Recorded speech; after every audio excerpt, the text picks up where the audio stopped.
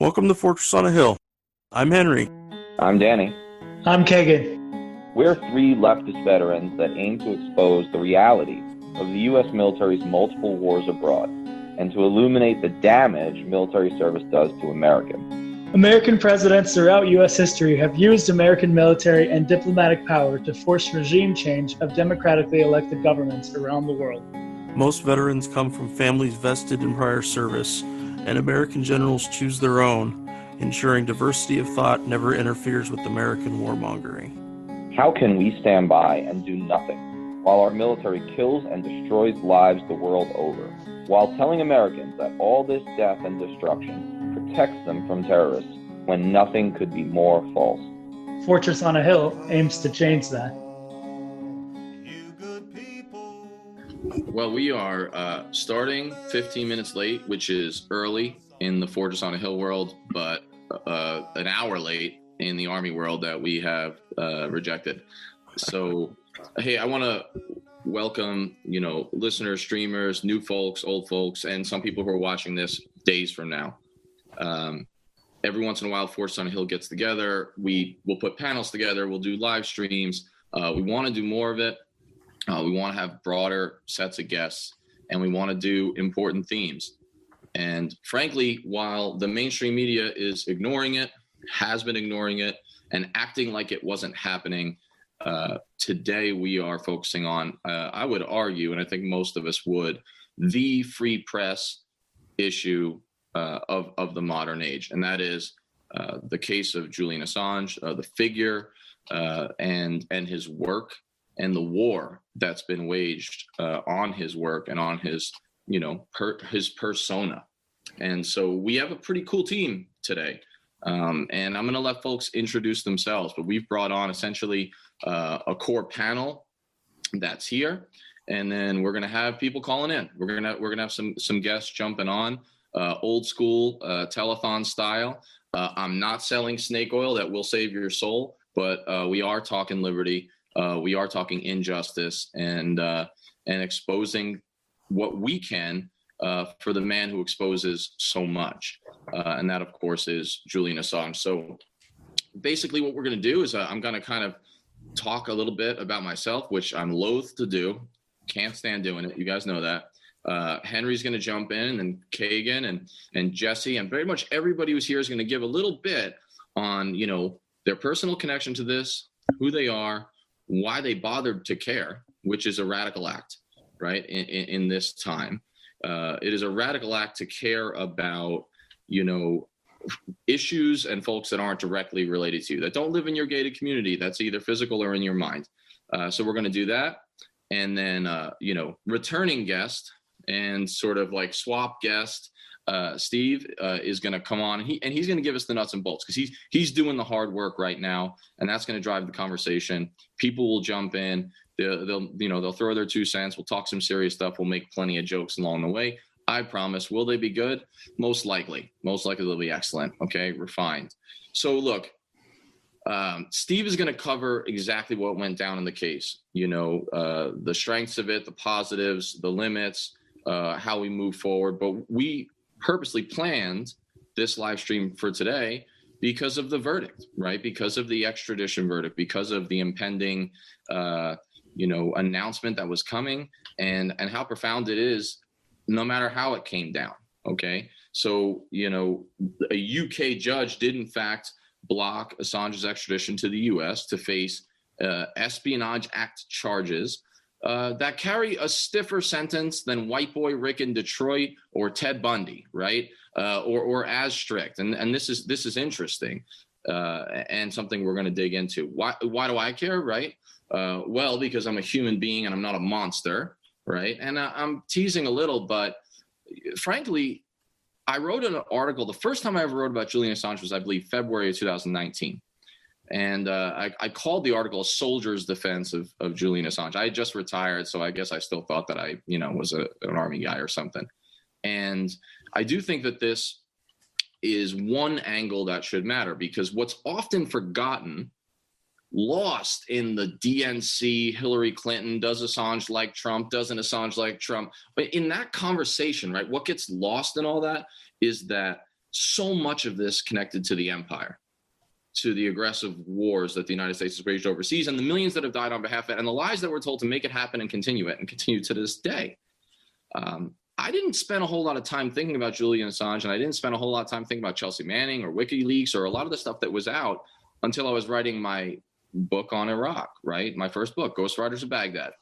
And I was actually trying to piece together what happened on some of those patrols. I mean, it's in my head, I remember it, but I needed to know, like, what time did we get hit with the IED, piecing it together. And do you know what I used in the footnotes? The WikiLeaks cables from, the Iraq War files. And they were magnificent. But of course, I was only looking for just key data sets. But what I really found out was something I suspected, that the US government, the generals, the Pentagon, the people that I worked for were lying about whether there was a civil war in Iraq, were lying about a variety of war crimes that were being committed, and it was all right there before me. And I was embarrassed that it took me that long to figure out that connection. So that was something that really stood out to me and made me realize that from a veteran's angle, there's a connect there too. In fact, it's a huge one. But, why should everybody care? Well, I like to tell people how to think. It's kind of what I do, a vaguely professional persuader. But he is a publisher, right?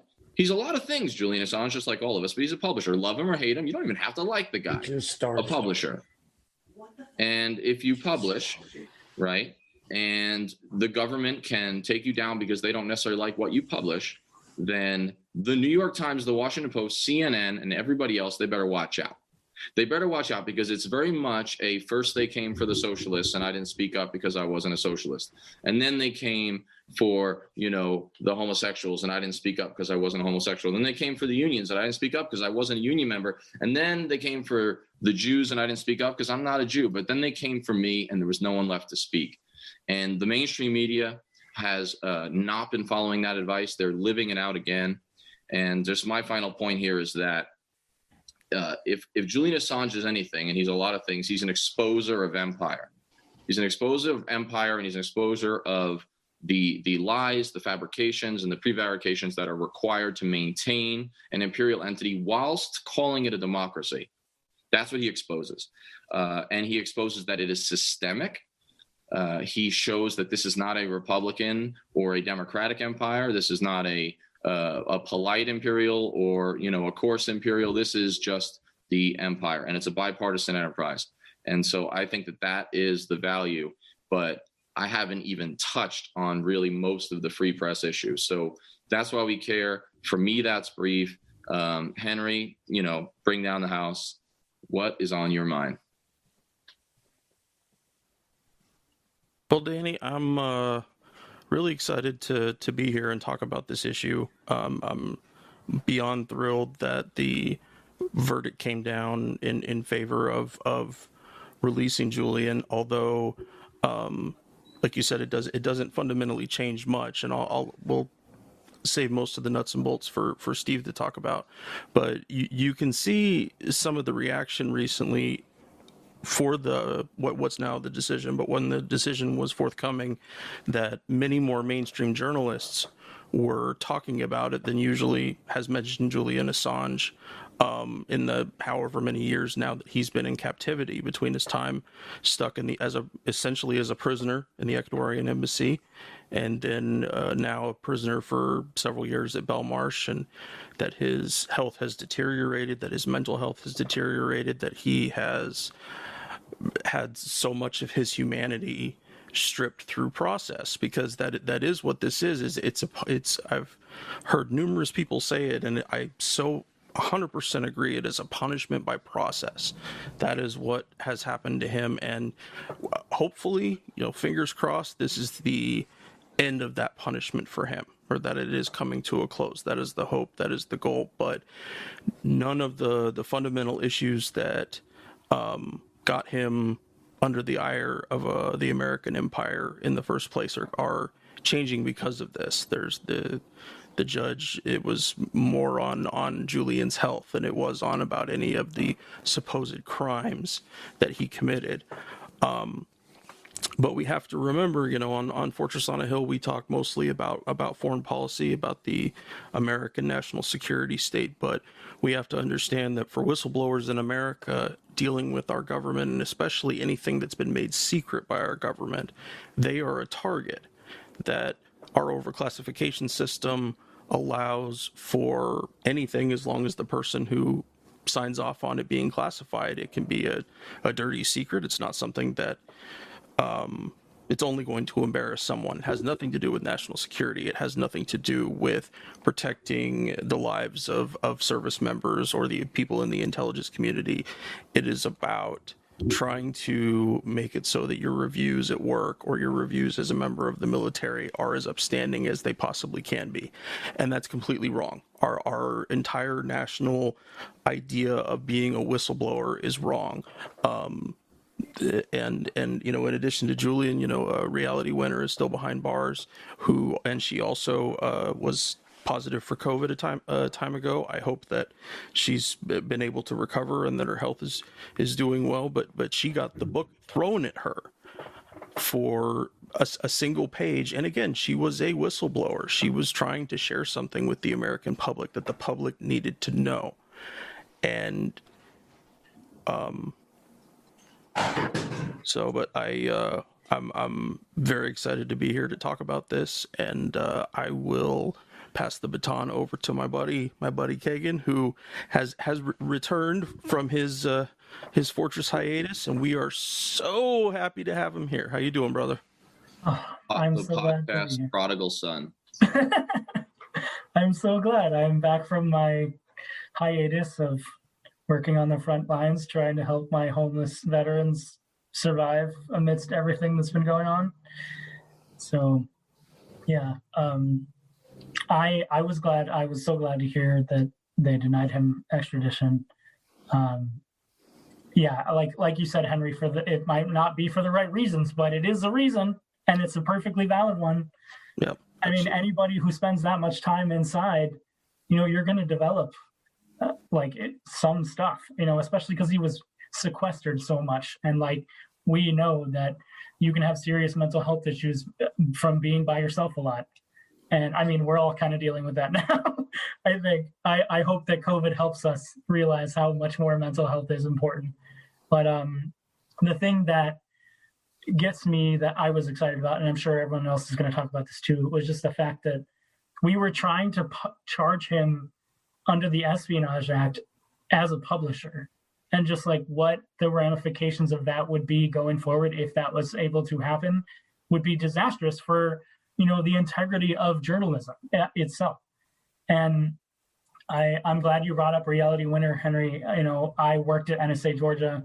I know the spaces that she worked in, and I was in during Snowden's getting out of NSA Hawaii, and I had a really good transformation myself of the understanding of classification. And you go from this idea of, oh, it must be classified for a reason, and then when you're in the community and you see the amount of shit that every day I would just be like, why is this classified? This is no sources and methods, this is no technical data. That's the stuff that I totally understand being classified. You need to keep that on a closed loop. But for the amount of overclassification, and I've talked about this before on the podcast too, it's insane. And people it's hard for regular folks to know about it unless they're a part of the community or they have been a part of the community. And so I'm hoping that everything that comes out of this is just going to help people start to look a little more harder at, what does the government do in our name and why? And we need to figure that out. And if it's not in the best interest of us, then we need to bring it out to light. We need more transparency in government. And that's what the whole Assange thing is about. They were just trying to tell anybody that, releases information that they don't like to just say, okay, you're going to get in trouble and we're going to hit you hard. And we have to fight back with all we have. So, Jesse, if you could just kind of introduce yourself to listeners, having, first time on the pod, not going to be the last time, and do sort of the same thing. We'll see about that. Yeah, facts on the ground, but yeah, see how you do. No, but yeah. So if you could just give a little intro before you talk your piece. Sure. My name is Jesse Zerwell, and I co-host a podcast called Facts on the Ground with Misty Winston, who will hopefully be joining us in a bit. And you can find us on Twitter at FOTG Podcast. And that account has a link to our YouTube channel as well. But with regard to Assange, he and WikiLeaks first came into my view in 2010 when the Collateral Murder video came out, which Chelsea Manning, who was at the time Bradley Manning, helped release, despite the false nefarious connections that the prosecution has been trying to make between Chelsea Manning and Julian Assange. I think what she did was a service to humanity. But I remember watching that video at work, watching the long version and listening to the dialogue of the gunners and their superiors who were giving them the go-ahead to light them up, as they like to say over and over in that video, which is really can you get any more cliche as you're murdering people? And I didn't know anything about Julian Assange or WikiLeaks at the time, but that was enough to compel me to look into it further. And sort of as I was doing that, that's when the persecution of Julian Assange started and basically built up to what it was today. And I think not only is he one of the most valuable journalists and publishers, but he's also exposed things we wouldn't otherwise know were happening in our name. And I also think that he's an excellent writer. He wrote this piece for Newsweek that demolished one of Luke Harding's books about being there but not really being there for the Snowden leaks. And I think he calls a spade, and that's what really pisses establishment off. And I think what he's trying to do is in the service of humanity, not against it. And all these people who are, I think, primarily upset because he's doing the job of a journalist and they can't do it because they're stuck in their offices doing clickbait journalism. He's exposing them for what they are at the same time as he's exposing war criminals. And I think that, somebody like that is worthy of my solidarity. I think we can all say that. And that's why I stand by him. And I think that the trial, if you want to call it that, that's been going on is a farce. And I think that today's decision, however good it is, I think it's also, there's a design there to paint him as crazy or psychologically unstable. And that's to be used in further proceedings against him. That's my speculation. I don't know that for sure, but it's something we should watch out for. But it's absolutely a good thing that he wasn't extradited. And yeah, that's basically where I stand with my affiliation or my solidarity with Assange and WikiLeaks. That's some pretty solid points, and I think we'll have to go further. And I'm sure Steve will have things to say about the speculation about what the end game is with some of the language and reasons that were used, for for not extraditing him, because that is a common tool, isn't it? When one wants to, dismiss or, kind of silence somebody, it's like if they're crazy, then, then nothing they say in the future, no future work can be taken seriously, and then kind of even hurts the past. Henry, are we having Steve pop back on here in a few? Looks like he's gonna. Yeah, he's reconnected right now. Right. Another thing you said though about the collateral damage video in particular was interesting, because when you do the comparison of 170 years versus the people, for example, he's not the only one who does it, but the people that Trump has pardoned, Gallagher stabbing a teenage, accused, quote, terrorist, the Blackwater guards who, shot 13 people, at least maybe 17, including an 8 and a 10-year-old boy. And then, even Duncan Hunter, who that's not the reason that it wasn't for this that he was convicted, but bragged essentially, like offhandedly, about killing hundreds of civilians, right? In Fallujah and stuff, which, it's fascinating what the empire is upset by and what they're not. If you embarrass them, they'll come for you. If you murder people on their behalf, you might get a medal. At the very least, you'll get a pardon. But Steve, you're back. Why don't you tell us what you're up to? What's happening there? Summarize the story. Introduce who's with you. Do the intros. Take it over. Use your charisma. Change the world. That's a tall demand. So should I do that in the first 10 minutes? Because I thought this was like an hour show, and I don't want to get it all done right up front. I like to drag these things out a little bit. So my name is Steve Boykin, and I'm out here in Washington, D.C. with Action for Assange. We just wrapped our event for the day at the Department of Justice. We got out here. Andrew and I got out here Friday night.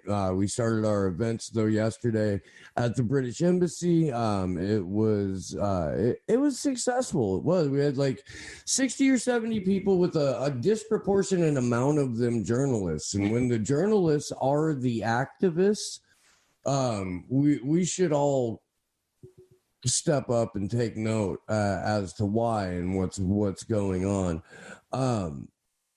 We had planned on holding a protest at the Department of Justice building today, and instead we held a party of sorts. We went and we got cake and balloons. We did. We really did. I'm not kidding. We got cake and balloons. And the reason we did, of course, is because Julian Assange is not being extradited. Now, what did happen, that certainly there's a number of things that were alarming, and we should all sort of take note on. The first and foremost is Vanessa Baratzer, the judge, agreed with every aspect of the United States' legal argument for extradition. Just down the road, charge after charge, argument after argument, no matter how I beautifully debunked that particular argument has been, both during the witness testimony in September and going as far back as Chelsea Manning's court-martial in 2013 in some cases. The U.S. Assistant Attorney General Kronberg, this document, the indictment against Julian Assange, it reads like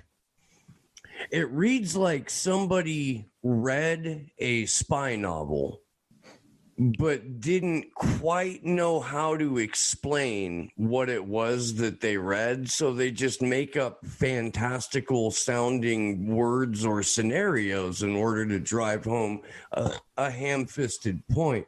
That's the Kronberg document. It's multiple works of fiction that rely on other works of fiction, like David Lee and Luke Harding's book about their hit piece on Julian Assange. That is one of the central pieces of quote-unquote information in the U.S. Department of Justice's indictment. I want everybody to realize how ridiculous that is. So that was certainly concerning. One of the things that was weird that we didn't see coming at all was the introduction of now suddenly Julian Assange is guilty of violating the Official Secrets Act of the UK, which is something that had not been brought up in court whatsoever. It was nothing that the prosecution or the defense talked about.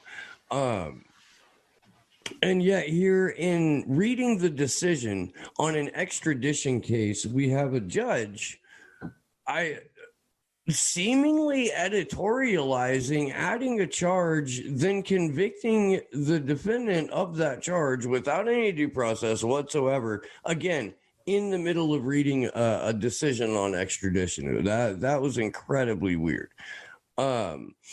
A lot of her language and what she had to say about the UC Global stuff and Julian Assange's free speech rights and rights as a publisher in general, also very disconcerting. It was a 132-page decision. We obviously didn't go through all of that this morning on the live stream. We started at about 4 a.m. We were in touch with some of the folks from one of the London Assange groups. The conversation started off with, "Oh, hey, how's it going, guys? Yeah, I'm in front of the Old Bailey. Oh, yeah, it looks like they're towing my car." And that individual handing the camera over to another activist who's like, "Oh, I'm getting harassed by the police. I should start moving." And like, that was how the live stream started off for us at 4:00 in the morning. So that was weird. By the time we actually got down to the ruling, sort of a blubbering mess.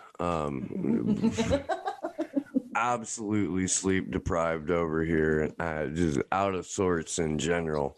But we're gonna count today as a win. There's so much more that needs to be done. We can get into all of that. That's sort of the lay of the land. I am joined by my two of my co-hosts for the Free Assange Vigil. It's Andrew Smith and Misty Winston. And Misty, of course, is Jesse's co-host on Facts of the Ground as well. We like to keep it really simple. What's up, homie? Just hi, Jesse. Hey. like 3 or 4 people with shows, and then just recycle everybody through everything else, and that way you have to plan less. It's awesome. I believe the term is incestuous. I was trying to make it sound a lot more complicated and a lot less hillbilly, but I mean, you know, that's going to be hard. It is. Wow. I'm gonna pass this though because I am just delirious. Okay, so we're all a little delirious. Let's be real. We are very tired. It's been a very strange day today. You know, we all expected to wake up today to you know, not good stuff. And most of it, let's keep it in perspective. Most of this was not good stuff. You know, she, like Steve said, agreed with the U.S. prosecution on all of the legal aspects of this.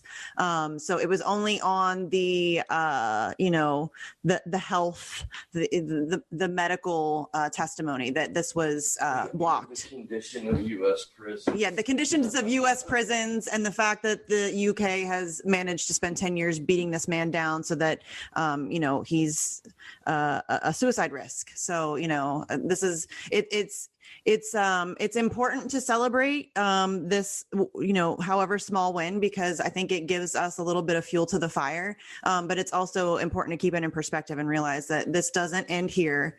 This is just, you know, a tiny step in the right direction. And I mean, the real battle hasn't even begun yet, because like I said, this is all based on the medical testimony.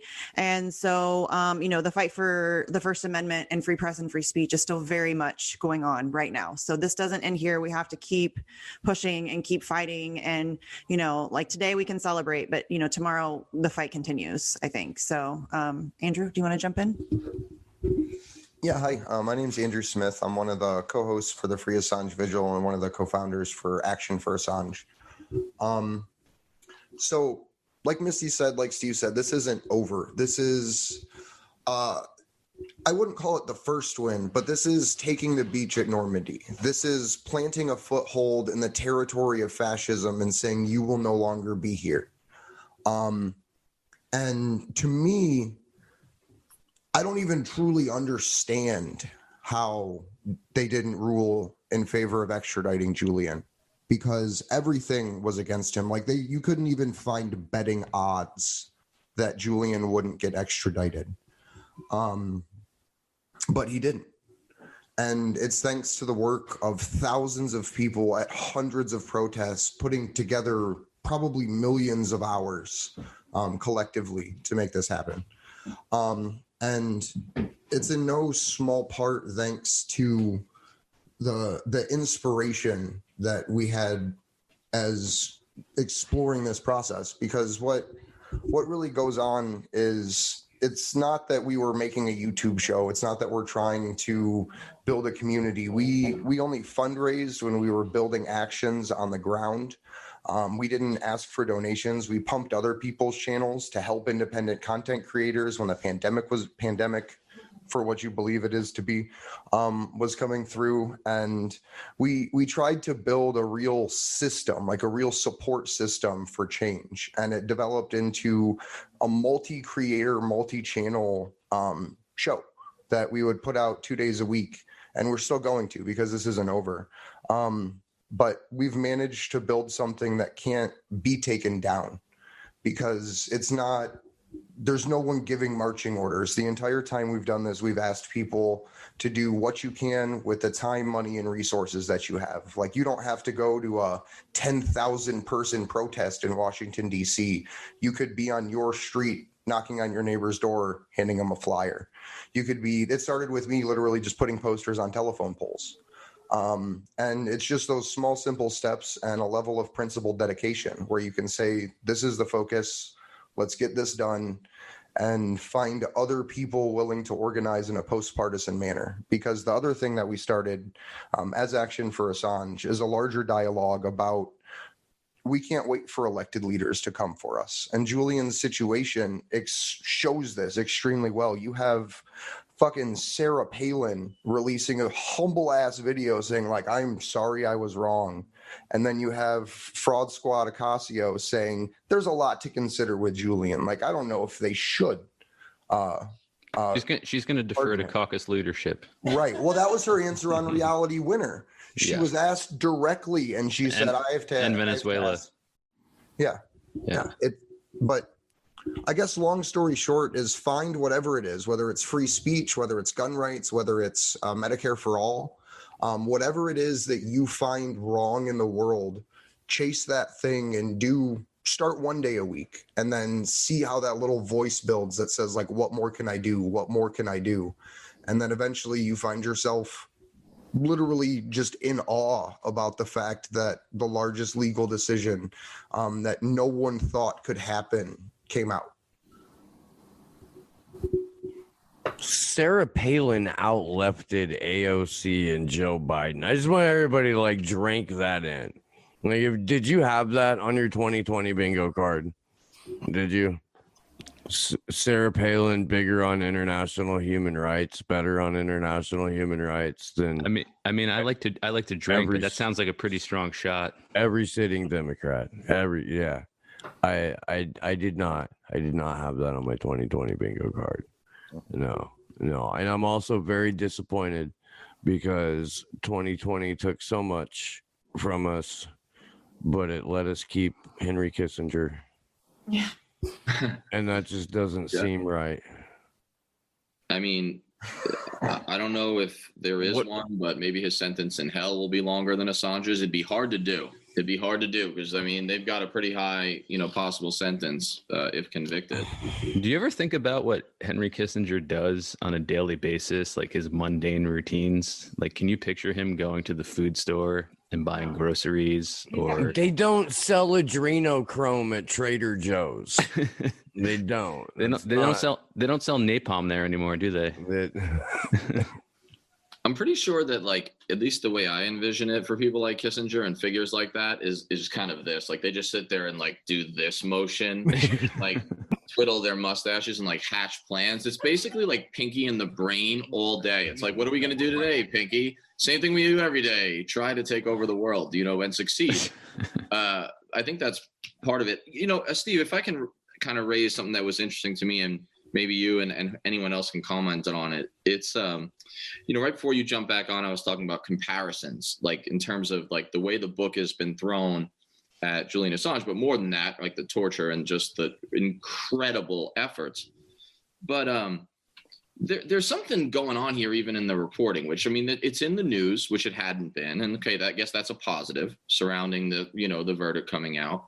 But a lot of people seem to miss like the context and the backstory of how strange this is. And I know you guys don't, but I'm a geek, right? And so I know a little about extradition. In fact, I know a little about American and British extradition backstory and crisis. And in the early 1980s, there was massive drama in the United States when, in the other direction, the UK was pushing really hard. Maggie Thatcher, great lady, awesome gal.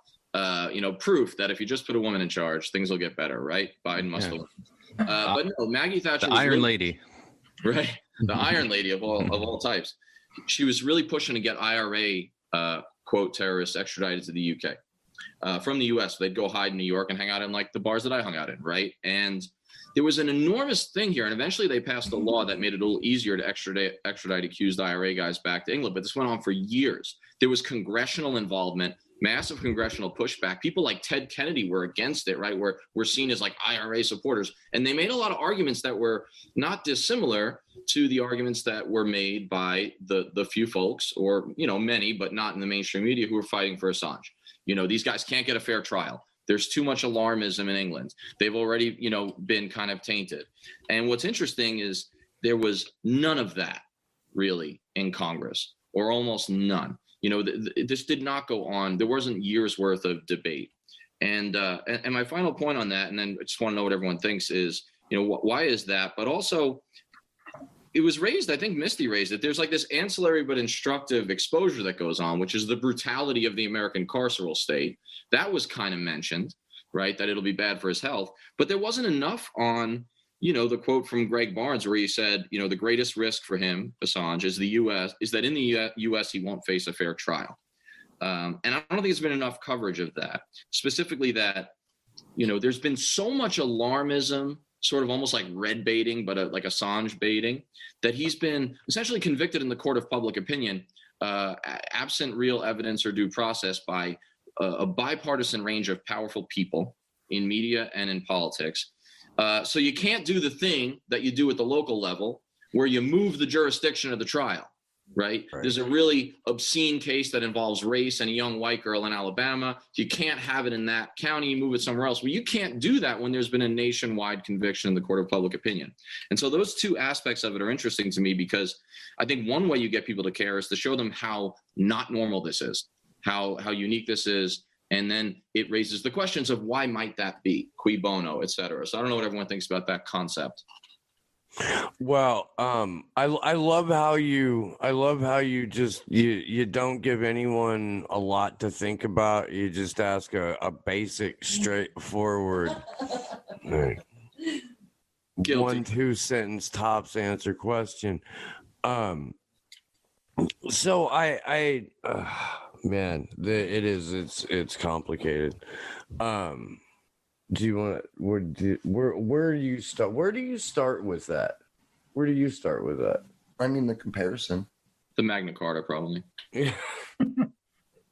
Like, the way you talk about the Irish Red Army and the Irish Red Army. I'm terrible. Republican Army. The public execution, essentially, of their name, the slander. They're all commies. Yeah. So Julian had the largest global intelligence effort ever to degrade who he is and what he does. Anything from smearing poop on the wall to being a racist to being a Mossad agent.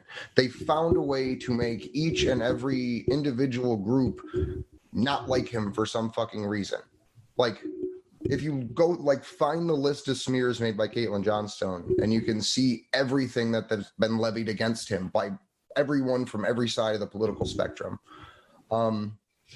And that was what they were hoping they could run through. They put the final nail in the coffin, they thought, with Russiagate, making the Democratic Party, who once loved him because he exposed Iraq and Afghanistan war logs, right? They took that and basically wrote smear articles about him in Russiagate era while taking him off into prison. And they didn't say that he's going to jail because of Russiagate, or he's going to jail because of the DNC leaks and exposing their election fraud, or Podesta's pedophilia, or the fact that the CIA could get into everything anywhere, or the fact that Hillary Clinton's emails got released in 2017. And Luke Harding at The Guardian took the reins on that. So that piece is still up at The Guardian. It hasn't been retracted. It's completely sourceless. It says that Manafort met with Assange in the Ecuadorian embassy multiple times. And yeah, it's still up there. And Luke Harding, please retire. Please go away. In terms of jurisdiction, though, Danny, as far as I know, we only have one espionage court, and that's the Eastern District of Virginia. Mm-hmm. And when you're in espionage court, you have no public interest defense. You can't do much of the participation in your own defense. Your legal team can't say a number of words. There are certain words that have to be omitted from the transcript and switched over to nonsense words because they're so scary. These words are so frightening that they compromise national security. So you can't have them on a piece of paper. The jury is poisoned against the defendant from the jump, especially in the Eastern District of Virginia, where the jury pool is largely going to be picked from people who are connected to the intelligence agencies in some way, shape, or form, either friends or relatives, spouse, something like that. They all live right in that particular area in the heart of the intelligence community. We were seriously considering if it would be impactful or wise to do education on jury nullification. But if we can prevent extradition completely, we won't have to worry about jury nullification for Julian Assange. We will down the road for another journalist or publisher. This isn't going away. It's not like it. I keep saying this in every interview that I do today, but it's not like our press freedom problem stopped today. You know, Reporters Without Borders and Freedom of the Press Foundation put out a report a week or so ago showing that attacks on journalists have gone up 1,200% in the last year. You know, that is just in the U.S., 1,200% increase in attacks on journalists in 1 year. And you want to talk about, you know, what the lack of the press reporting in this case. Well, Daniel Ellsberg speaks about a chilling effect in terms of, you know, journalists not reporting on things that are going to get them in trouble or take away their institutional security, their job security. If you're in journalism because you went to Columbia J School and you have a pedigree and you're there for the access and you're there for the, you know, $15,000 suits, like there's a path for you. There's a proven workable business model there. If you want to be adversarial, if you want to speak truth to power, then you need to get used to being called, you know, a Russian puppet or an Iranian puppet or a Nazi collaborator or a Chinese stooge or what, a sadist? Assad A power. sadist. An Assangeist is a new one. Like Assadist. That's the funny thing. All these people like Oz Chatterjee, who claim to be champions of Syrian human rights, they don't even know how to pronounce Assad correctly. I'll fully admit to crackering it up a little bit from time to time. But I'm also not going to hold it over anybody's head. Yeah, but you're not Oz Chatterjee, so okay. That is true. That is true. Yeah. Well noted, Jesse. Yeah. Well spotted. Your powers of Did you have anything you wanted to add to the general Danny's question? I don't even remember what his question was at this point. You guys are Hey, Steve, I've got a question from Anthony here on YouTube. Okay. He wants to know, what are the ramifications of the U.S. not dropping the case, even in the event they lose all appeals? Julian can't come to the U.S. I mean, yeah, there's a handful of things. I mean, it probably means that he can't go to a Five Eyes country, but we still gotta figure out whether or not he's even allowed bail, which is something that's so ridiculous. I can't conceive why we're having that conversation. But I mean, yeah, if the U.S. loses on all appeals, but they still want to pursue charges, they have to do it through a judge who's going to allow their case to go through. So the U.S. would have to spend at least some kind of time judge and district shopping to try and find a friendly place for where they could have that trial go through. In the meantime, Julian needs to find a country that doesn't have an extradition treaty with the U.S. Or go see AMLO and Commander X, our good friend down in Mexico. That was a pleasant surprise, seeing the offer of citizenship and asylum from AMLO today. That was good stuff. And it did, and there's precedent there. I don't know if you guys know this or not, but the guy I just mentioned, Commander X, a politically persecuted hacktivist, and the first U.S. citizen to be granted political asylum for being a targeted for hacktivism individual. So it's not like AMLO is without, above granting asylum to someone who's pissed off the U.S. national security state. I think an important thing to remember too, though, is that the U.S., if they want to overrule some sort of extradition treaty they're involved with, they will do it. And you just have to look at the case of Leonard Peltier. You trying to shit in our Wheaties, Jesse Zerwell? Shit in your Wheaties? Is that what you're trying to do? Like, Wheaties are already shit, so why would I shit in them?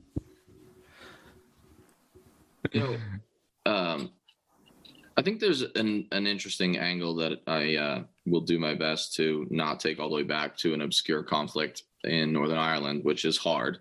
I can do that. 6 Degrees to the IRA is kind of one of my favorite games. But there's an interesting angle here of, like, here's a man, right, Julian Assange, who is on trial for putting the media on trial. And now he's kind of trying our patience and exposing the media in a whole different way, in the way that they cover it. And so I'm looking at the New York Times initial piece this morning, and 2.5 pages in Microsoft Word when copy and pasted in. Not a very long article, but substantive. And there is no mention of the intelligence community security contractor collusion in the embassy, of which tons of work has been done, right? I mean, there's been stuff at Gray Zone. There's been a variety of work everyone here is familiar with, and I'm hoping someone will jump in with it when I kind of finish up here and talk a little about that. But there's nothing about that, not a word about that. But here's what there is. Mr. Assange jumped bail in 2012, blah, blah, blah, goes into the embassy where he has, quote, A parade of visitors, including the singer Lady Gaga and actress Pamela Anderson. And my favorite part, he had also angered embassy workers by riding his skateboard in the halls. Now, this is interesting. I deal with editors, right? I know that every word is kind of looked at carefully, especially when the word count is tight in a place like the New York Times. That was chosen to be included, which raises some serious questions. Like, I mean, was this piece designed to convict and smear him in the minds of like America's boomer dads writ large who hate their son's teenage skateboarding habit and his pop music taste? Because I think that's the words really speak for themselves. This is really interesting. This to me seems like a cosmetic focus over like a consequential one. And I don't know, maybe someone can jump in who has some knowledge on the contours of that kind of collusion with the intel agencies that's just completely not mentioned, and why it's not mentioned, and why that shit is. So there are two reasons why they're not mentioning UC Global, and one is because they can say it's an ongoing case and we don't want to comment on the specifics of the case because they haven't wrapped it up. When the jury and the Spanish court makes a decision, we'll come with a story about it. It's the same reason Vanessa Barates are used today. In part of dismissing all of the UC Global testimony, including the 3 former employees that testified on the last week of the witness hearing at beginning of October of this year. The other is that they're hacks, the bad, disingenuous, cynical, poor at their job, just hacks. And they know that their outlet has a history of working with the CIA or working with the FBI, or when they need to, outing someone who worked for the CIA or throwing someone who worked for the FBI under the bus. The New York Times is a weapon of the state when the state has a specific political target, and sometimes it's another entity of the state, and sometimes it's a private citizen. But the New York Times is there to be wielded as a weapon.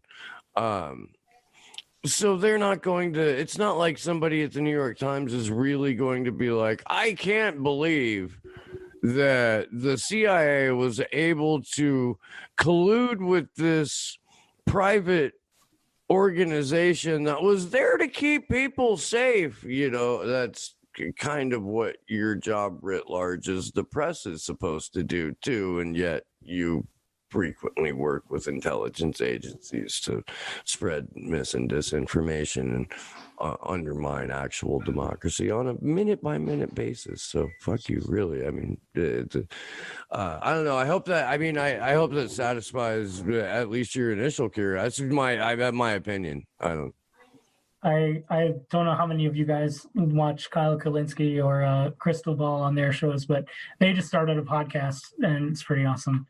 But they were interviewing Marianne Williamson about like what it is like to be an outsider and try to get in that system, and just trying to get any kind of like positive press was so hard for her. And something that she said that really resonated with me was just, you know, she said that journalists used to, you know, the last person that a journalist should believe is a politician. The last, because that is their role in our society, right? We call them the fourth estate, because their job is to be another pillar in check against our government. But she was saying, no, instead of that, they say, oh, look, that politician talked about me. Like, politics has become such a celebrity cameo fucking popularity contest that even the journalists buy into that, where they're like, oh, this person's talking about me, I need to be favorable, so they will continue to talk to me, instead of that person is fucking bullshit and we need to call it out. Yeah, I totally agree. And I think you can see it most glaringly in the White House press pool, the way people are called on by their first name. And also remember childish hubbub with Jim Acosta when he was trying to ask like a completely non-provocative question, but his body mannerisms and his tone were making it seem like it was this provocative question that was being censored, and he even like sort of slightly pushed the I don't know, some poor young woman away. I don't know what her job was, but yeah, I think that it's so many journalists are obsessed with having access to power and being somebody who can sit there and be called on first or second to ask a question to the president or the president's spokesperson. And it's I understand. I completely disagree with it, but I understand it in the sense that people are, especially journalists, they sort of have a fetish for that access to power. And so it's very easy for them to accept it and to fall into it and then to play along those lines. And I think because of that, that's why there's nobody really in the press pool who's ever pushing back against what's being said. I think maybe I might be getting his name wrong. Matt Lee, who's with the AP, he's actually very good about pushing back at these White House press conferences. But yeah, by and large, they've just succumbed to this fetish with access to power. And that's why you see the non-questions that you see on an almost daily basis, I think. And the electorate buys so much into the notions of cult of personality that when in the 2016 primaries, when Hillary said that, nobody likes Bernie, what the hell does that even mean coming from her?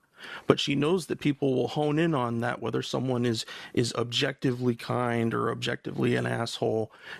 We grab onto that. And Danny, back to what you were mentioning about the the Lady Gaga thing, that people are so quick to grab onto those versus to have genuine questions.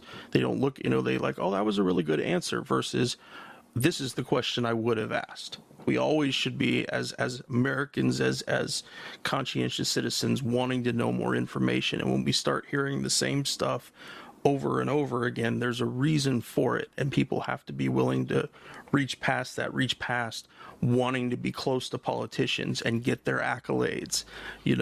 I absolutely loved, when Colbert roasted Bush at the White House Correspondents' Dinner. This was a long time ago, but his humor really hit at a lot of key points about George W. Bush. And part of it is that, we've become so farcical that the comedians are the only ones who we think speak truth now, even though sometimes they're pushing the party lines and the government's line as well, or within that, the specific boundaries that they're allowed to discuss things.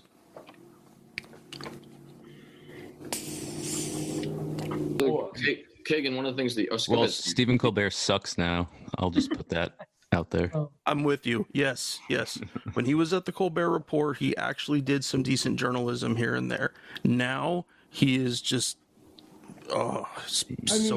you got to remember that was like 2005. Yeah. He did that White House Correspondents' Dinner. True. But man, no, I mean, he was great. He did some really, really wonderful bits the first couple of years and got some people to show their whole asses that you never thought they would. And now it takes independent media and something as silly as, hey, maybe politicians should vote on popular programs to get a large section of the media to show their whole asses and be like, no, a global pandemic when everyone is out of work is not the time to have a discussion about health care. We have post offices to name, and there's a military budget, and yeah, we should really. We've got other stuff that we need to work on right now. It's insane. Who's going to pay for it all? Right. And look, to tie this to Julian Assange real quick, activism only works when you are able to get the word out about whatever it is that you're advocating for. If our ability to do that through a free press or through social media is gone, which would be legally, if the United States is allowed to get an extradition approved on appeal, that's activism. Activism goes away. Activism that is legitimate, genuine grassroots activism goes away completely. All you are going to get is state-approved or corporate sanitized AstroTurf movements that are specifically designed to suck up all of the energy that would otherwise go into a legitimate movement. And we have enough of that already. Like, we don't need only that. So it really doesn't matter what your activism is or what your cause is. If there's something that you feel passionately about, then you need to get the word out about that. The only way you get to do that is if you are still able to communicate with people in a way that isn't immediately sanitized. And boy, are we headed there. So I'm just going to jump in real quick. We have our first special guest is on the line, audio. Ben, how you doing? No, so we're not. I'm doing really good. Not only am I audio, I am video. Wow. You got the A and V all together.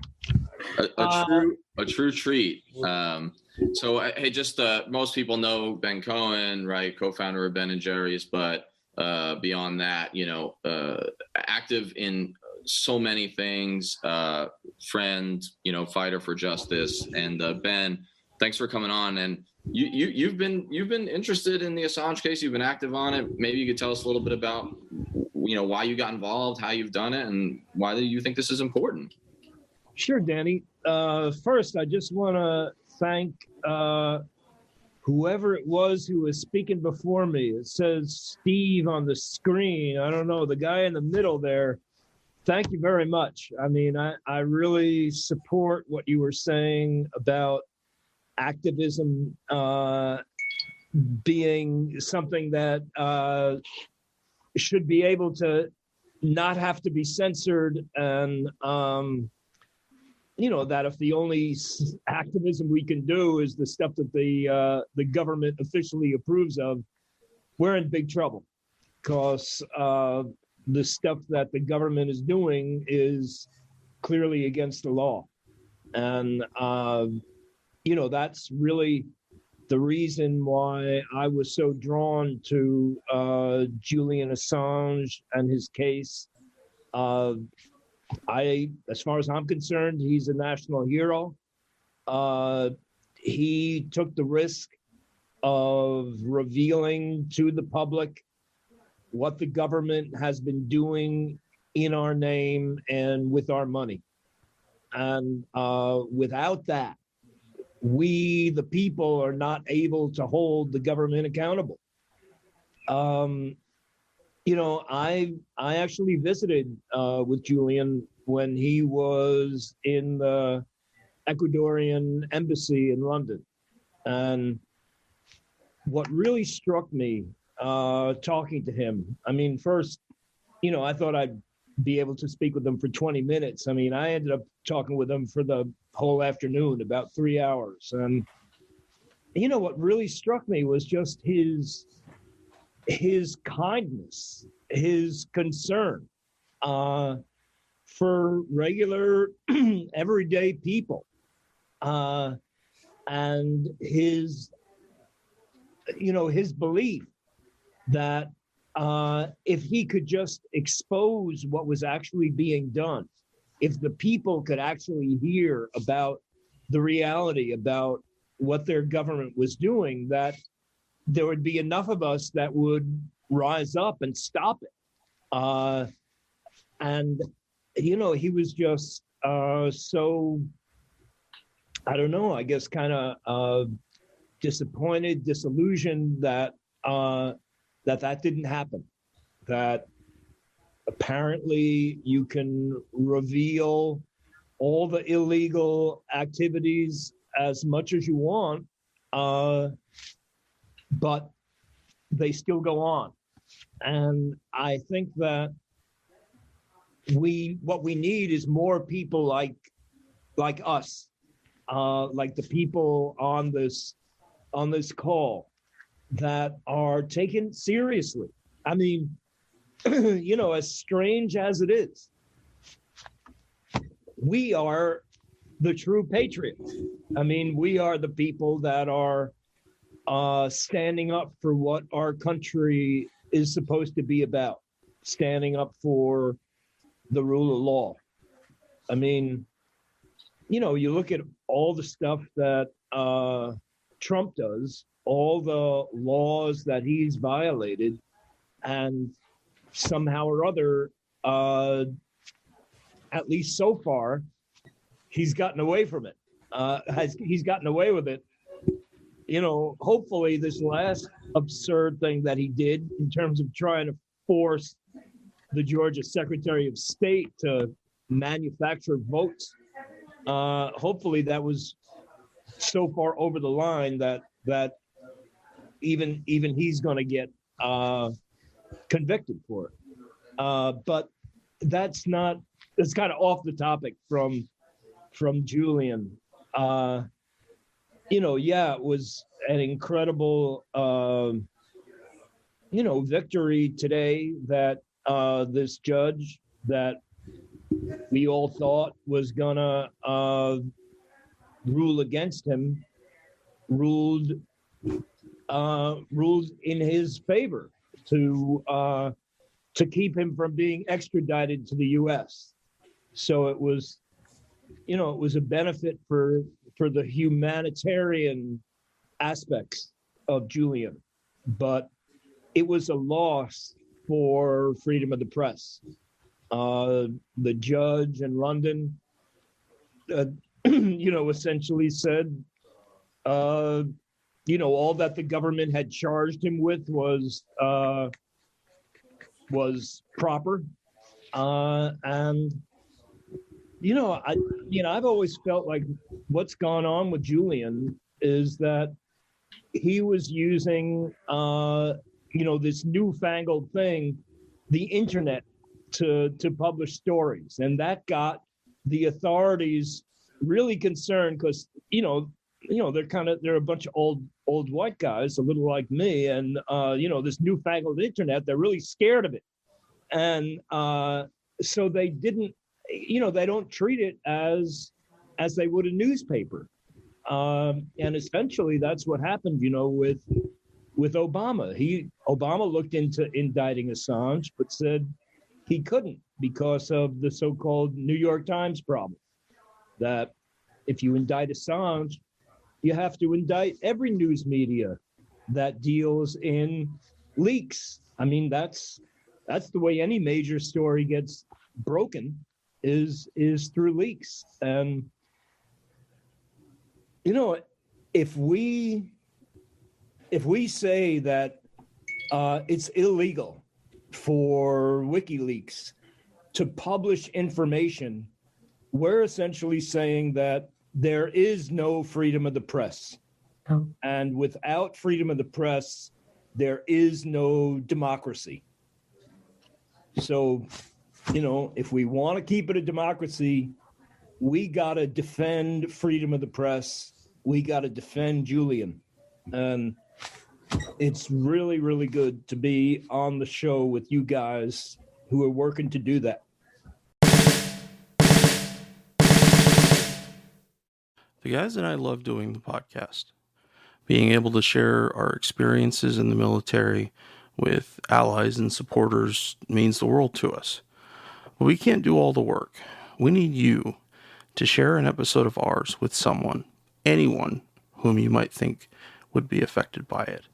Young people looking to join the military or parents advocating for one, conscientious citizens who care about the violence the U.S. wages in their name, advocates for women and people of color who understand the harsh environment the military creates for minorities and inflicts on minorities across the globe, and anyone else you think it might affect. Please take a moment and share this with them.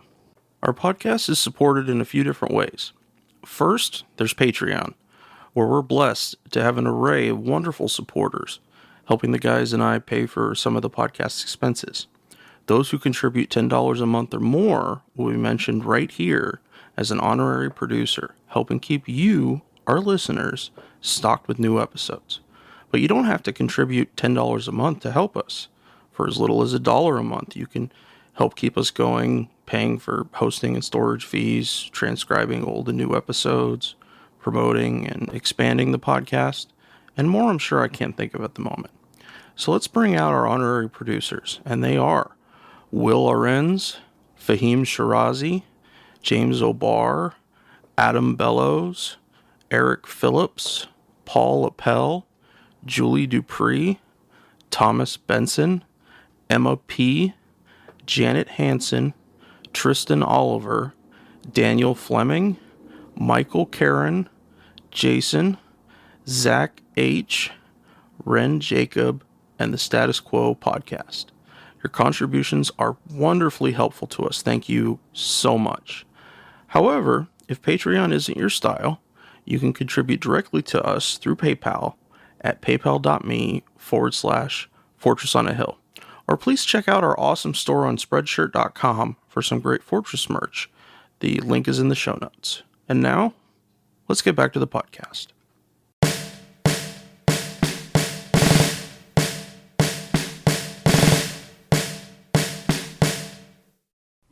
We have to hold the media accountable as well. Like you said, he was sad that nobody paid attention because we stopped talking about it. We gave it its time in the press, and then we said, okay, forget it, let's keep moving. And the same thing is happening. Like you brought up the Raffensperger call, and I the fact that we even have to talk about the fact that he tried to do this, or the fact that they want to charge with Assange, they want to charge Assange with all this, is too late. Like, it's not too late, but like that is the problem. Like, it's not like there's some magical line where, if we cross this line, then that's the thing that's going to get people to pay attention and get, like, it's an incremental thing. What can we get away with? They're getting away with stuff more and more and more, and we take it and we don't push back. And so they say, okay, well, what else can we push on? Right? And like, power is always going to take more power. And the only way we can do that, we can stop that, is by exposing it and turning it on its face and saying, this is not for you. This is not for you, regular people. This is for the establishment. Kagan, you're absolutely right. And if you look at it in terms of what's happened to WikiLeaks and what's happened to Julian Assange, it's almost like the Obama administration not prosecuting was the head fake, because so many things happened to WikiLeaks and to Julian Assange during that time, as well as the continuation of the WikiLeaks grand jury. That didn't get shut down until March of this year. The commutation, not the pardon, of Chelsea Manning, leaving the door open for her to be re-incarcerated, which she was not once but twice.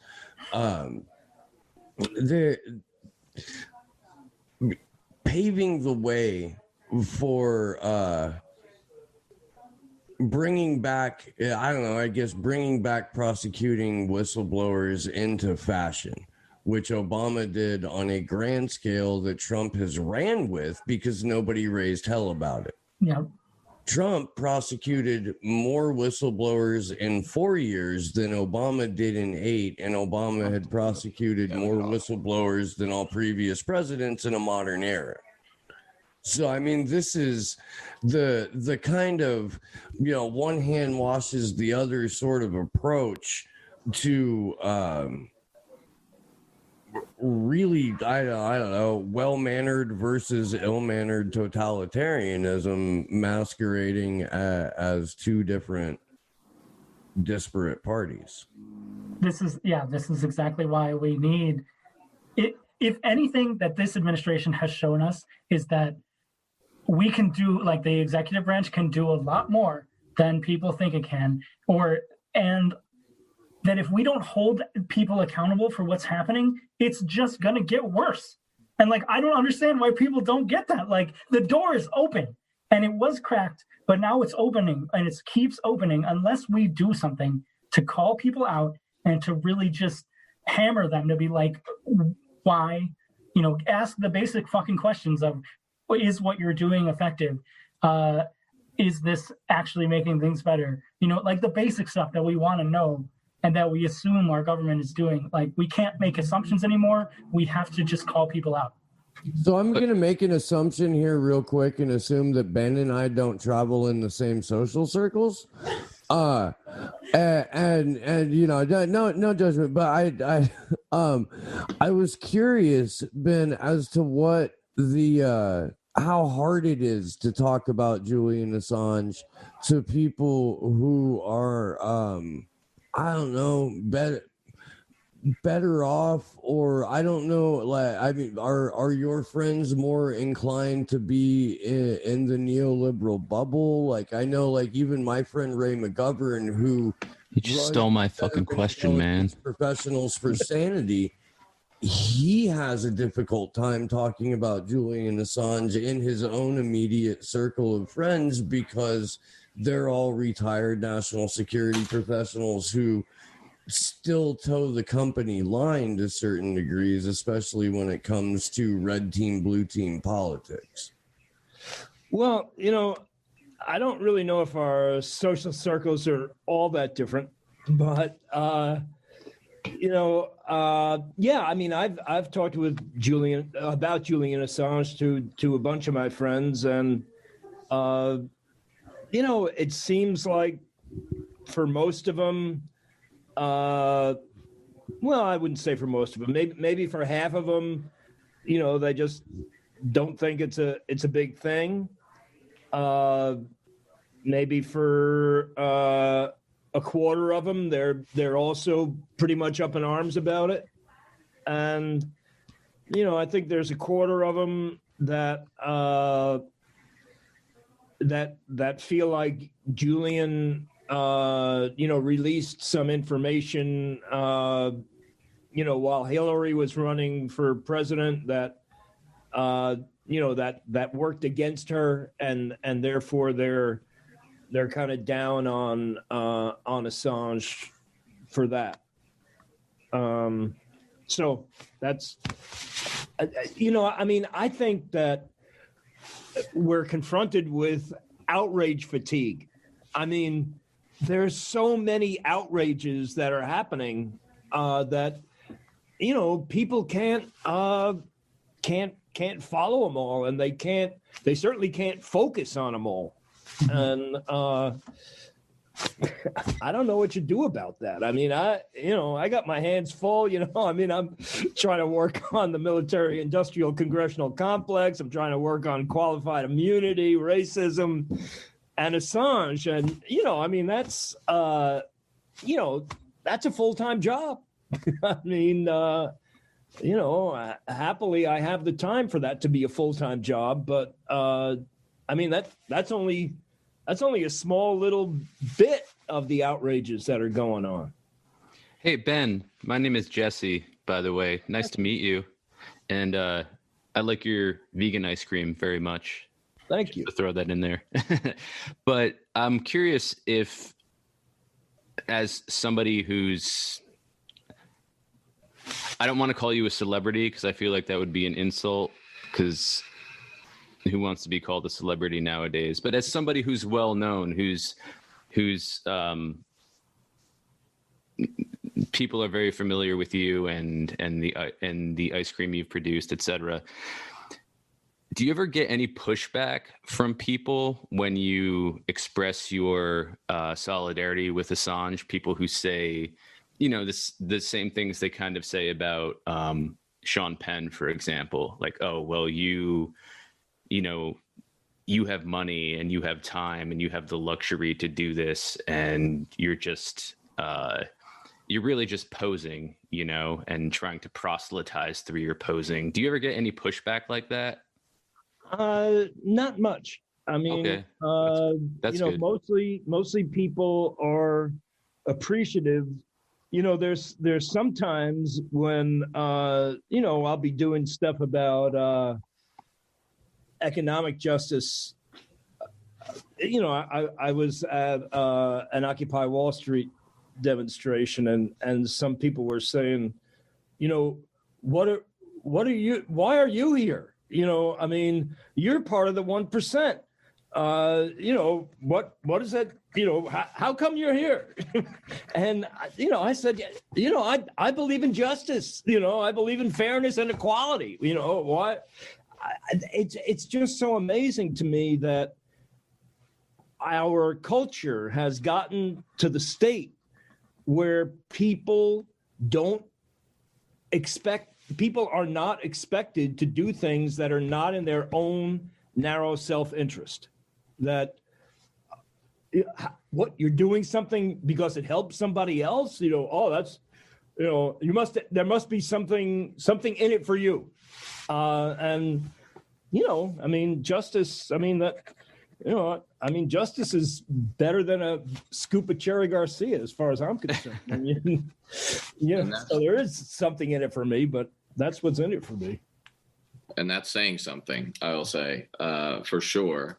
So, Ben, I know you may have, things to hop off and do, so we don't, want to hold your time any longer, but you're of course welcome to stay on as long as you want, listen to our pontificating. But I was hoping maybe just, kind of as a close on your sort of portion, you mentioned that you work in a variety of, different causes and activism. And I'm part of some of that, right, with the military industrial complex and Eisenhower Media, which you mentioned, qualified immunity.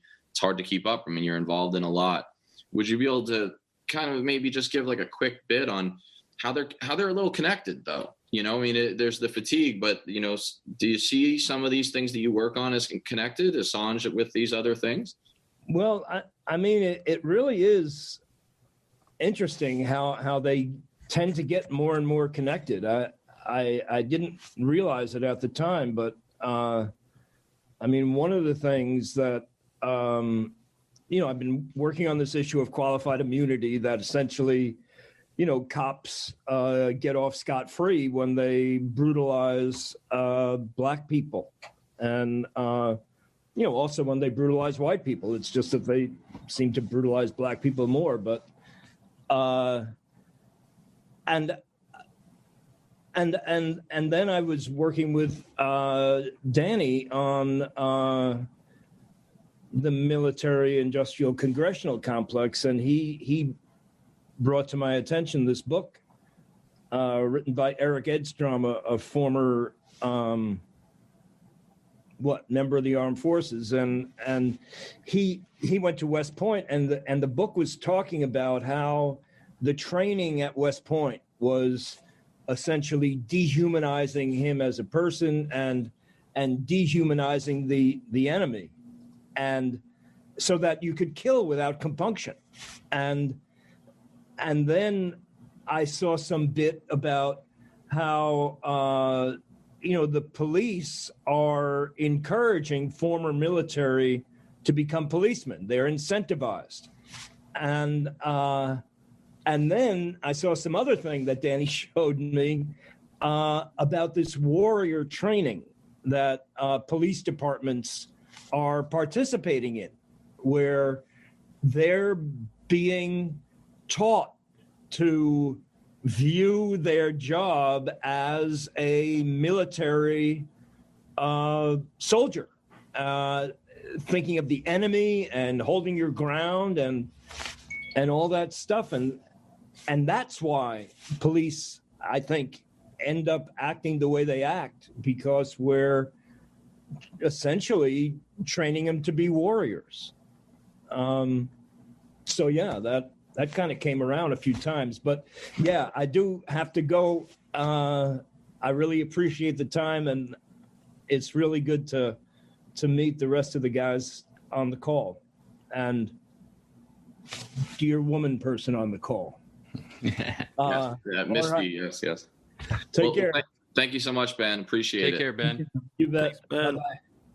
Bye-bye. So while Ben was kind of going through some of these connections, and I mean, I really like the questions from Jesse and Steve. I mean, because it's interesting, the different kinds of work, right? Depending on who your audience is, depending on what your experience is, and it's funny, Ben saying he probably doesn't run in very different circles. They're probably, some of them might be different financial circles, but like he always jokes about the other few, right? Like almost like the other unicorns who are sort of wealthy and yet very active, social justice stuff.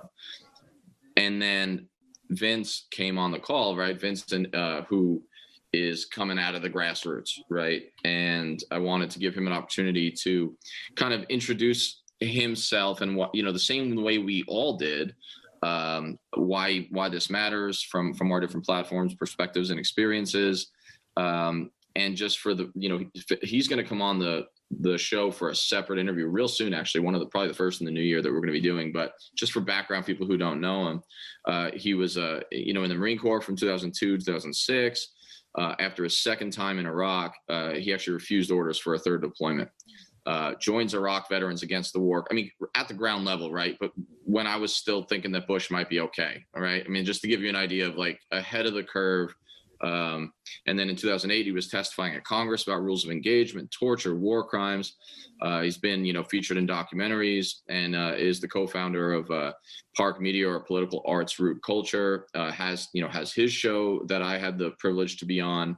And Vincent, I was just hoping you can kind of jump in, and really thanks for coming on no notice, basically, and joining.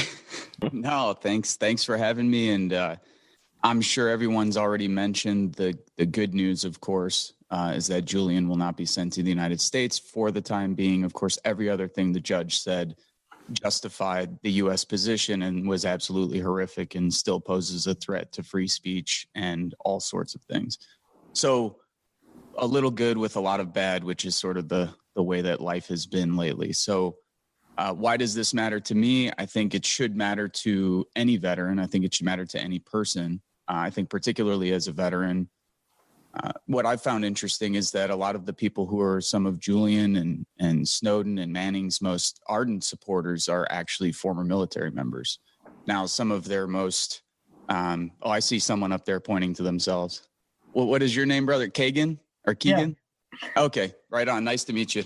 So is everybody on the call here a veteran as well? No, I'm not. No, actually, if you guys just want to go like around and give like the 2 seconds, just kind of introduce each other. I'm Jesse, and I actually co-host a podcast with Misty, who's on this call. I don't see their window open right now, but yeah, and Danny's been on our show twice, and he and I have become fast friends. So yeah, we're homies, and he invited me on today, and that's why I'm here. Right on. Yeah, I'm Andrew with Action for Assange. We're the U.S. resistance to the WikiLeaks prosecution. So I'm Steve. I am the reluctant national organizer for Action for Assange. I also host a show with these guys called the Free Assange Vigil, and I have another show called Slow News Day. And I have a pretty thorough background in grassroots activism and journalism, and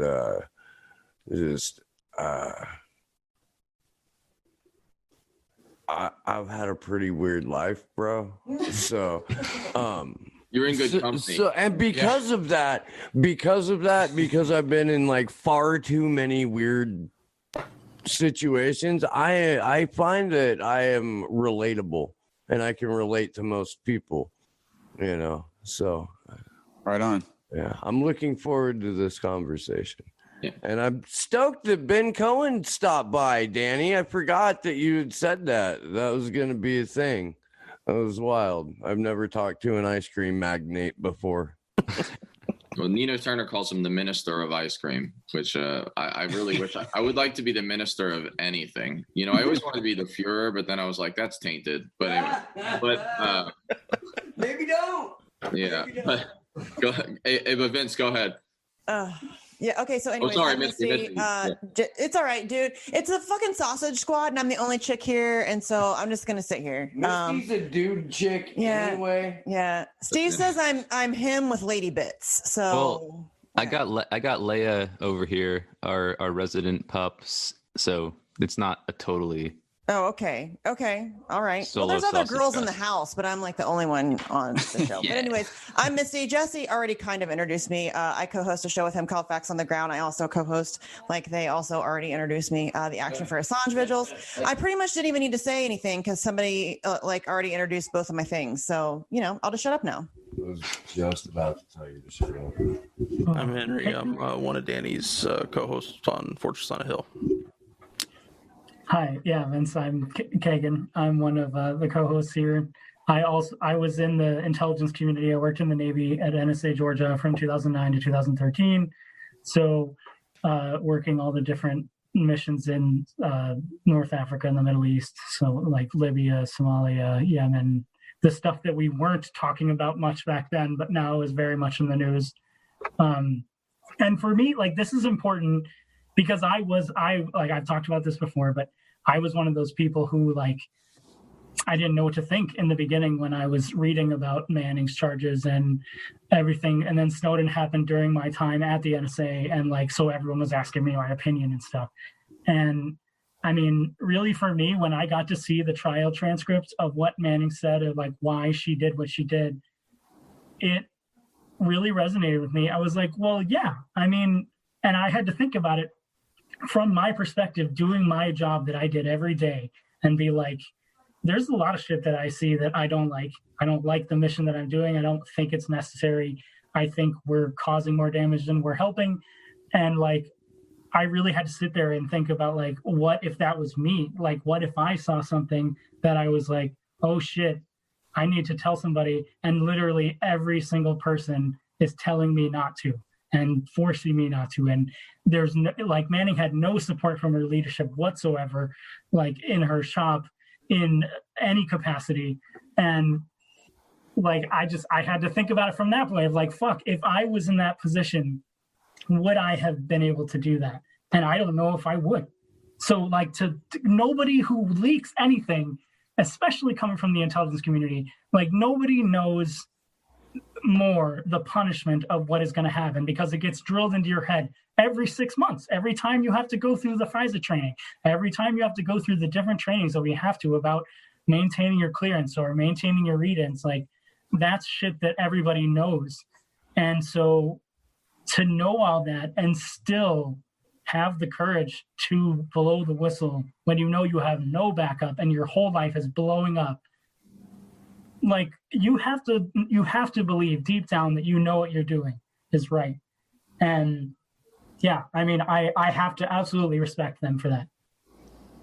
Oh, I completely agree. I think it's on all of us, those of us who are not in that position, to probably do two things. One would be effectively to organize within institutions of power, and the other would be to set up the kind of support networks and organizations on the outside that can actually support people when they make this move.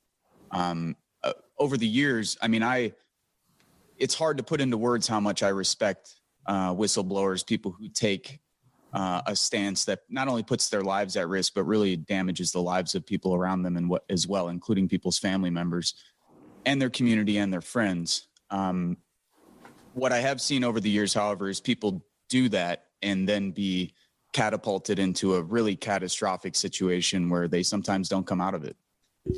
You know, we all know, I'm sure, activists and veterans and whistleblowers and others who have taken their own lives after, you know, coming out and speaking out about issues or coming out publicly. And I believe the only way that we can really support them is by developing institutions and organizations that have the capacity to do so. And I think there's a real question about how much time we should be spending within the armed services, actively organizing. And this, to me, gets back to sort of an analysis of power.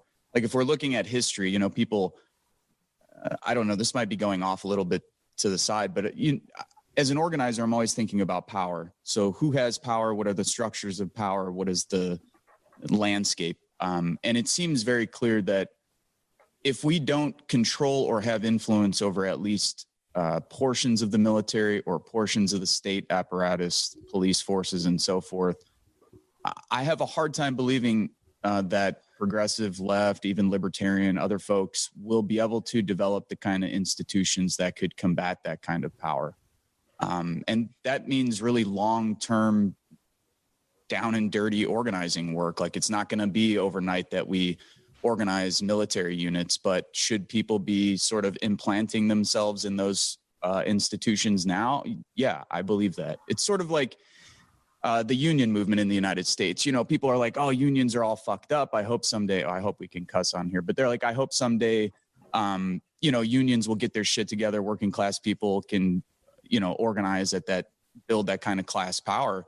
But when that stuff happened in the United States in the 1920s and 30s, it was literally anarchists, communists, and socialists who were going into the unions with like institutional support and then organizing radical unions to go on strike, to become more militant.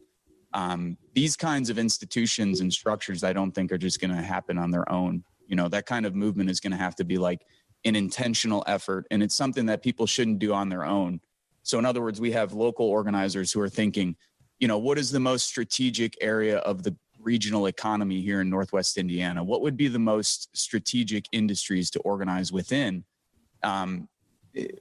That takes more than one person to get into that industry and start organizing. You know, that's something that people have to do with others. That's something people have to do with a certain amount of confidence and training and support from outside groups, you know, in case they run into trouble, in case they get fired, which means their family no longer has a home to live in, and all sorts of things. But I think that's the kind of like organizing dynamics, or the seriousness with which we should take our organizing efforts. And that's to really survey the landscape of power, determine which are the most strategic institutions to organize within, and then to put all of our efforts into doing that. Let me just ask you, because the assumption is that these institutions need to be there, or that we need them to somehow keep us safe or in line or organize us. And I'm just curious what your thoughts are about that.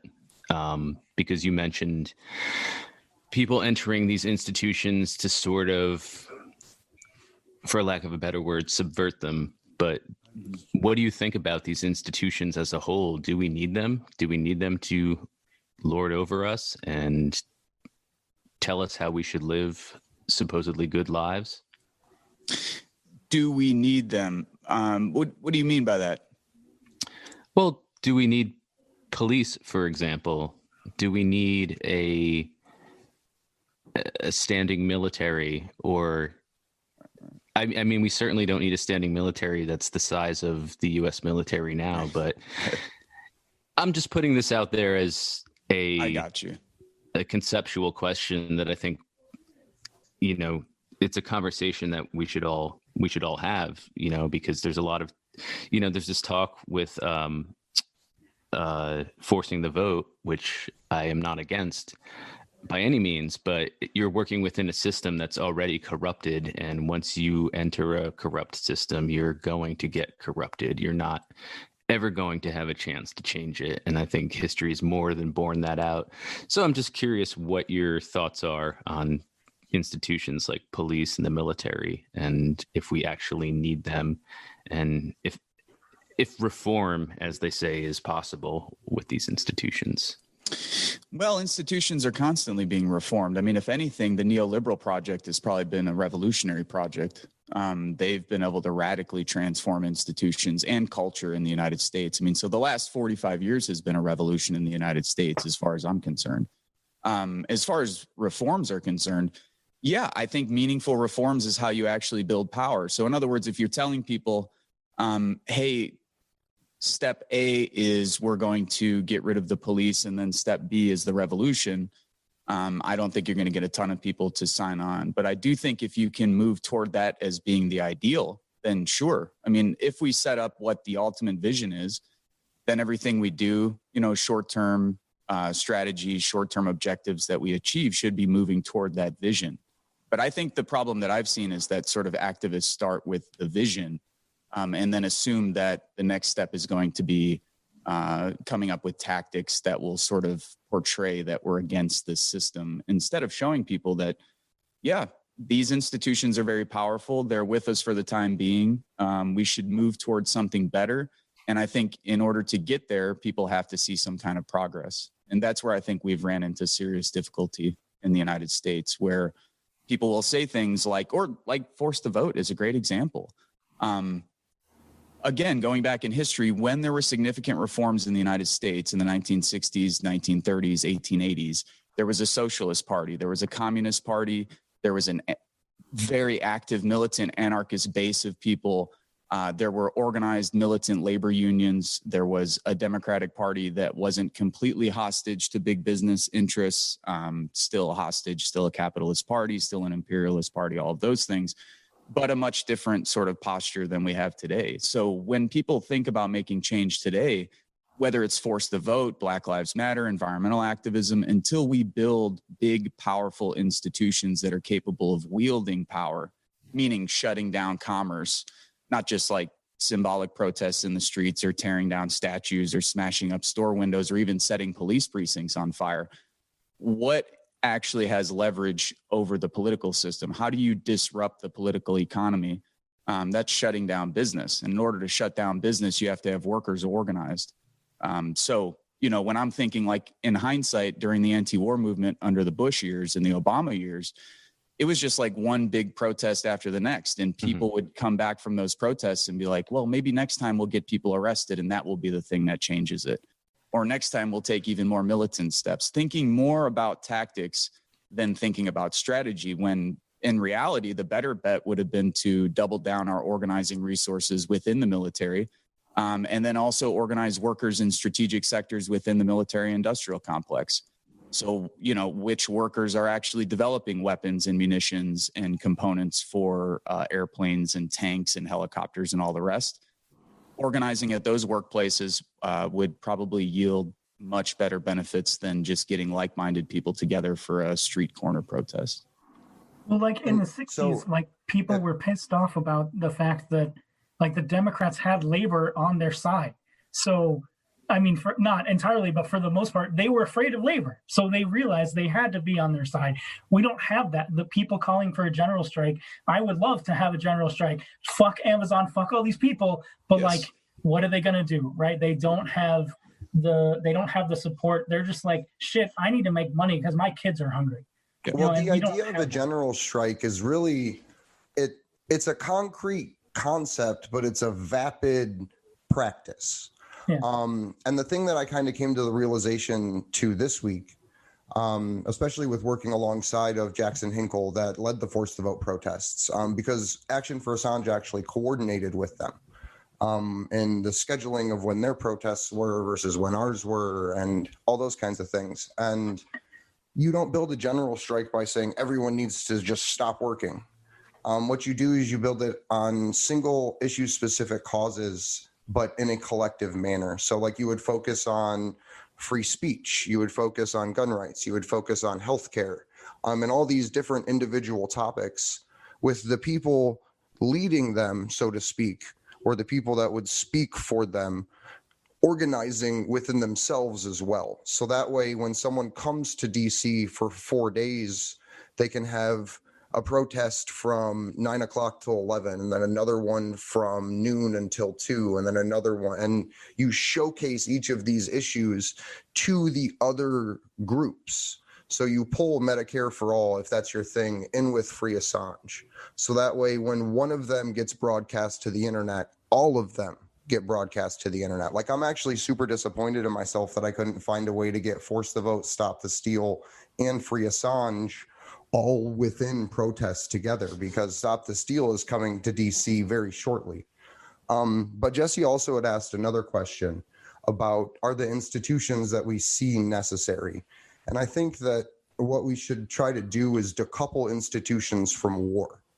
I think having the same institution that educates our children be responsible for waging war in other countries is foolish.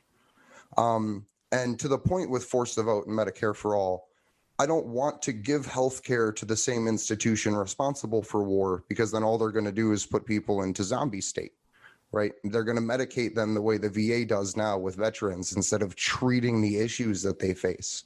So if we're able to not even demand of our government to give us healthcare, but if we as people can move it to, just as an example, like the National Nurses Union, and completely decouple it from the institution of monopolized violence, you can create a dramatically different system and then begin examining the monopoly on violence and how it is dictated to society. Yeah, I think I'm not a libertarian. So in terms of like combating the libertarian line, yes, if you can show me a system somewhere in the world that can easily provide healthcare to 350 million people without a state apparatus, I'm all for it. I mean, in other words, like, yes, I agree with a lot of my friends who are anarchists and libertarians who are looking for alternatives to the state. I think that becomes very complex, in a world of whatever it is, 7.8 billion people and 350 million people here. If people can show small scale examples of that being successful, sure. But most of the organizations that are fighting for Medicare for all, the organizations that laid the groundwork for it to even be an issue. So like NNU, that's a group I've been working with for 13 years now. Some of my best friends are with the National Nurses United. What they're asking for, of course, is for the existing state to implement Medicare for all. So within the fight for Medicare for all, I think there's probably a very small sliver of people who don't expect the state to implement the program if indeed it was passed. But does that mean that people on their own time, or people within communities that, for instance, there is a concern if Medicare for all was implemented, if rural communities would have the same kind of access that suburban and urban communities would. So in the meantime, if you had a collective or a mutual aid network of doctors and nurses who could provide some kind of service to rural communities that might not be serviced in the same way under Medicare for all that like urban and suburban communities would, then I think all the better. So for me, it's more of like all of the above instead of taking like an ideological position immediately. And so, yeah, that would be like the easiest way I could answer that. So for the time being, which is funny because I thought I was coming on to talk about Assange, but this is great because we're like talking about political ideology and institutions and all kinds of stuff, which is great. Related, though. It is all connected. Yeah, 100%. Because the problem is the institution that is responsible for guarding speech is also the institution responsible for waging war. Yeah. So you have this system where the government is going out and committing atrocities in our name, and then straight not telling us about it, and then taking away our right to know about it. Yeah. So trying to decouple those institutions from that war machine, to me, is such of high precedence that's why defending the First Amendment is so important. Yeah, and why we shouldn't rely on the government to do that. That we absolutely need citizens and individuals, collective bodies of people. No doubt about it. Is that decoupling possible, though? Yeah. Do you think it's possible to decouple the institutions from the war machine? It requires a redesign of the machine. It does. Like currently, we have a machine that's designed to more or less kill 99% of us. And our solution to fixing this machine is every 2 years, we try to slap a couple of shiny new parts on it. And we kind of think that that's how we're going to fix this problem, when under any normal circumstance, we would never prolong the life of a machine designed to kill us. But at this point, Jesse, can you decouple from no? Not in any way that, not in any way legislatively, not in any way that you could enforce within the current mechanisms. Do you know what I mean? Like I believe in my heart of hearts that could absolutely be done, that we could have institutions that provided for the common good that weren't directly tied to an empirical war machine. Mm-hmm. I do, but I don't think that there's, given the amount of time that the consensus says we have left on the planet, no, not within the current framework of the machinery that we have. No, I don't think so. So Fair enough. I'm actually going to do the thing that I never do, and kind of, pull us, kind of wrap up a bit, but with a little bit of comments from everybody on the way out. I actually have one more question for Vince specifically that I think will be an interesting kind of, pivot towards the, everyone giving their final thoughts on this kind of thing. We're at 2 hours. I have been known to just stay up until 4 a.m. on the road, Carlo Marx style, sitting on the bed, real talk about souls, but at the same time, I'm sure folks have things to do. And you guys have been up since 4 a.m. live streaming, right? Those of you in DC. At midnight, actually, I went to the British embassy with a contingent of other crazy people and shouted down the British on a megaphone till the police tried to take it, and then continued shouting once they took the megaphone. So I very much wish I was there. Oh man, we did you shout trouble. in a British accent? We caused the good kind of trouble. Did you shout in a British accent? I was a really mad accent. One of my favorite photos is of like a bunch of Irish American activists in 1981 burning like the Union Jack after Bobby Sands died and starved himself in the hunger strike. So if I could be angry at the British, like my dead like ancestors of my people, and in this case I mean vaguely Irish, not urban white trash, are involved. I'm a big fan of that. So I'll stop stealing the mic from Steve, but one last thing. With our group photo, we actually did "fuck the British" as the thing that we said when we took the picture. So it was, that's awesome. Yeah. So I want to ask Vince one more question, and then I think what we'll do is we'll go around the horn, basically in reverse order that we did last time, right? So Vince can kind of answer my question, then also just tack on like his final thoughts on, Assange. What I'm looking for really is, final analysis, ramifications of the decision, and like what now. So brief couple minutes.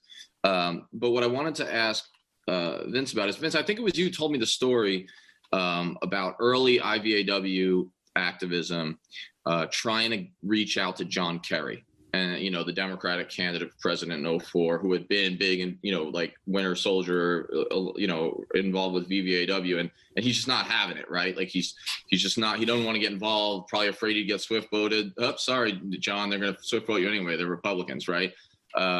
So with that in mind, I mean, maybe you could just maybe comment on that as it potentially could relate to Assange, because I think what I'm asking you is, it's tough to make predictions, but what do you see as the prospects for an incoming Biden administration, not just for Assange-related issues, but just general press freedom and whistleblower protection? I mean, this is the guy, right, Biden, who in December of 2010 said he's a high-tech terrorist, right, about Assange. Right. So I don't know if you see any kind of connection there. I did when you came on, and I was hoping maybe you could tell us a little bit about that.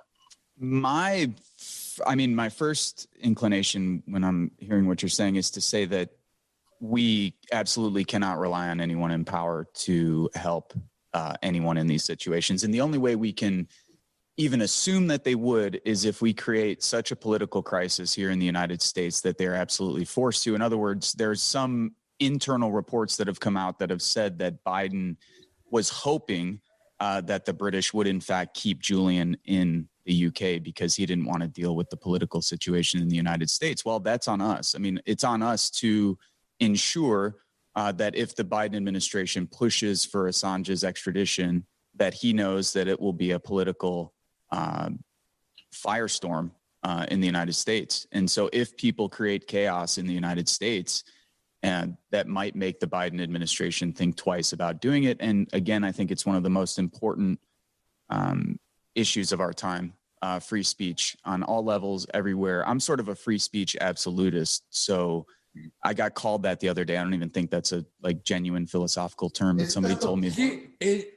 Yeah, I'm sorry, but can we talk about that for a moment? Because that really makes as much sense as an asshole on an elbow. It's just one of those phrases that I can't. Have you been called that before? I've been called a free speech extremist. Yeah, that's what I just got called 2 days ago. Yeah. I've been called a free speech absolutist. I've been called a free speech extremist. Right. I've been none of called. those terms make any sense. They're just redundancies. Yeah. With exaggeration added onto them. Somebody called me a free speech Nazi. And I was like, well, we do. We live in a fucking cartoon, don't we? We do. That's just how that works. I'm sorry, brother. No, it's all good. I'm glad that obviously this is like a propaganda talking point that they're using against people who are sticking up for whistleblowers and others, journalists and people. I mean, look, it's one of the most important institutions in our country. If you can't have a functioning society without a free press, and I think it's on all of us to create a political crisis for the Biden administration, so he knows that if indeed they push for Assange's extradition, or if they go after future whistleblowers and journalists, that there's going to be hell to pay. And I think that's all we can do in the positions that we're in today.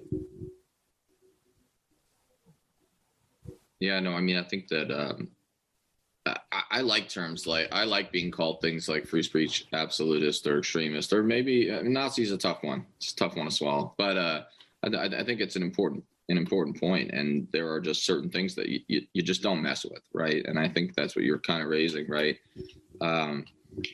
So we've got this decision today. We know that it's good that he's not coming, right? It's good that he's not being extradited now. It's not over.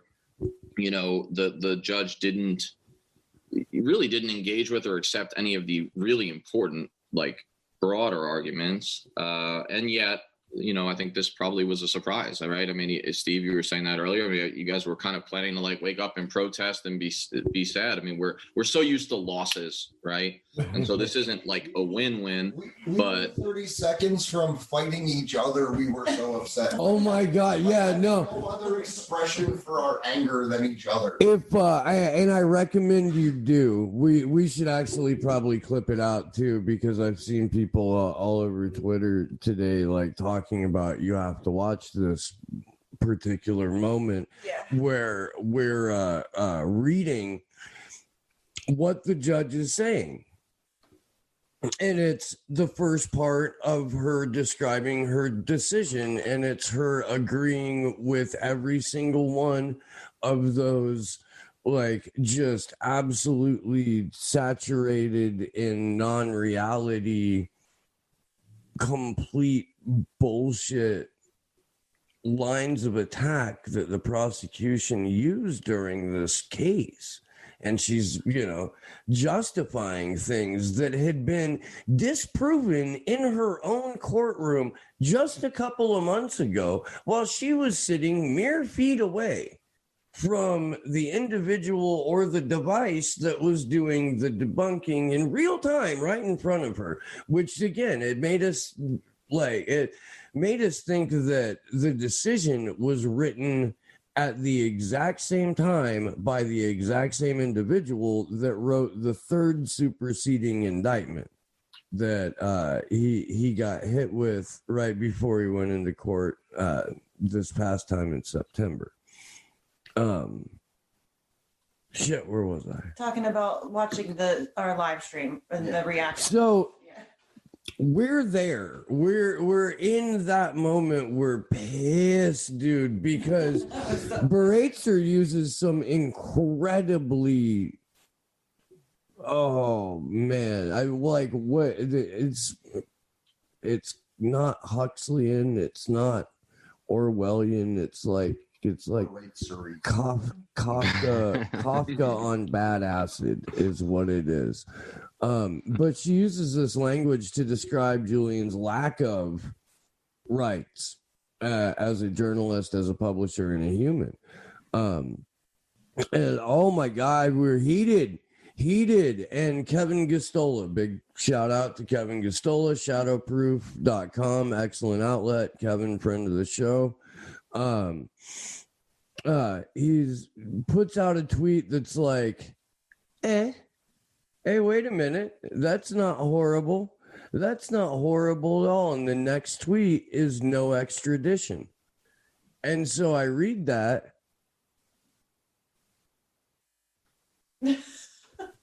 Did I read that? Yes. Okay. So here's what happened. We were sitting here and, we're all pissed off. I'm like staring at my phone, just like fuming, ready to like punch Andrew, and Steve's reading out these tweets and Kendra's pissed off and we're all mad. And so Steve's reading this tweet and it's like bad. And then there's this one tweet that's like kind of okay. And Kendra and I both like kind of snap our heads up like, what? And then Steve reads the next tweet, which is the no extradition tweet. And I don't think any of us knew. We didn't get it the first. We didn't understand what was happening. We're exhausted. We haven't slept.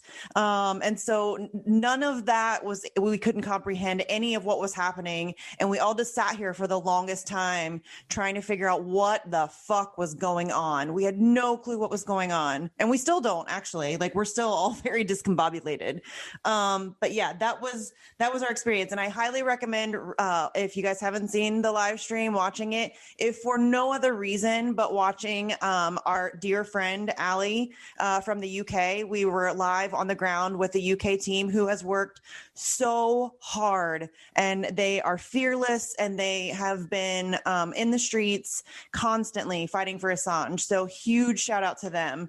But yeah, we were she was on our live stream with us, and watching her reaction. We actually had the pleasure of telling them. They heard it from us first, because we were monitoring the live tweets while they were in the streets. So we had the pleasure of telling our dearest friend from the UK, Allie, that there was going to be no extradition. And her reaction makes watching that so worth it, because it's beautiful. It's so beautiful. I definitely recommend folks check that out, and we'll throw we'll throw a link in as well, right, Henry? And kind of have the opportunity for people to do that and just jump on from here if you're watching now or if you're watching later. So Vince has to jump off. He's got another call. I want to thank you so much for coming on and just like kind of showing the connectedness of these issues at the grassroots. And we look forward to having you on Forced on Hill to really tell the story. And I want to talk more about that IVAW Kerry thing and how it connects to Biden. But thanks for coming on. Any last stuff you want to mention, and then maybe plug some place people can find you? Sure. I mean, I think right now the most important thing to mention is that everyone who's been working on this issue for many, many years deserves a round of applause, a pat on the back. I know people. I was in Australia in 2013 working with Assange solidarity groups, WikiLeaks party, when there was a WikiLeaks party. This has been a long time coming for a lot of people, and I know it's not the decision everybody quite wanted, but yeah, I think people who have been working on this deserve some credit, a lot of credit, because they've been, getting shit on for many, many years on this issue. And I know that people have, put a lot of work in. So that's the only thing I'd like to say. I don't really want to plug any of my own stuff, because I think today belongs to the people who have been focused on this issue. So I will talk to y'all at some point again. Keep up the awesome work, and let's keep finding ways to work together and organize. Good to meet you, man. Good to meet y'all. Thanks, Vince. All right. Well, let's go around the horn in the opposite directions. We'll start with Misty, and then we'll kind of go through everyone on the couch. Ladies right? first. Yeah. Well, right. Since all the white men were basically describing you for you, and probably on the last you time boys around. Can shut up now. We'll go Misty. We'll go through the couch. Oh, I can do that. Outro all of us. Jesse, Kagan, Henry. I don't know. And then boom, bring down the house. Oh, just you guys. Where are you guys, by the way? It looks like a champagne room. Yes. We're in the champagne room. This Yes. is the free Assange champagne room. Yes. We're in the club. son. You're in the What red happens room. here stays here, Jesse. Okay. The only club in DC that's open. Everything Yeah. else is shut down. We found the one club with the champagne room still open in DC. We've been posted up here since like That's the Epstein Club, right? What? That's the Epstein Club. Yeah. Yeah. yeesh. That's gross, man. Okay, so anyways, Real talk. I don't know what you really want me to say. I'm tired and I don't really know what's going on, but I'm Misty Winston. Again, you can find me on Twitter at Sarcasm Stardust. Feel free to join me on all of my Twitter rage-filled rants. Those are fun.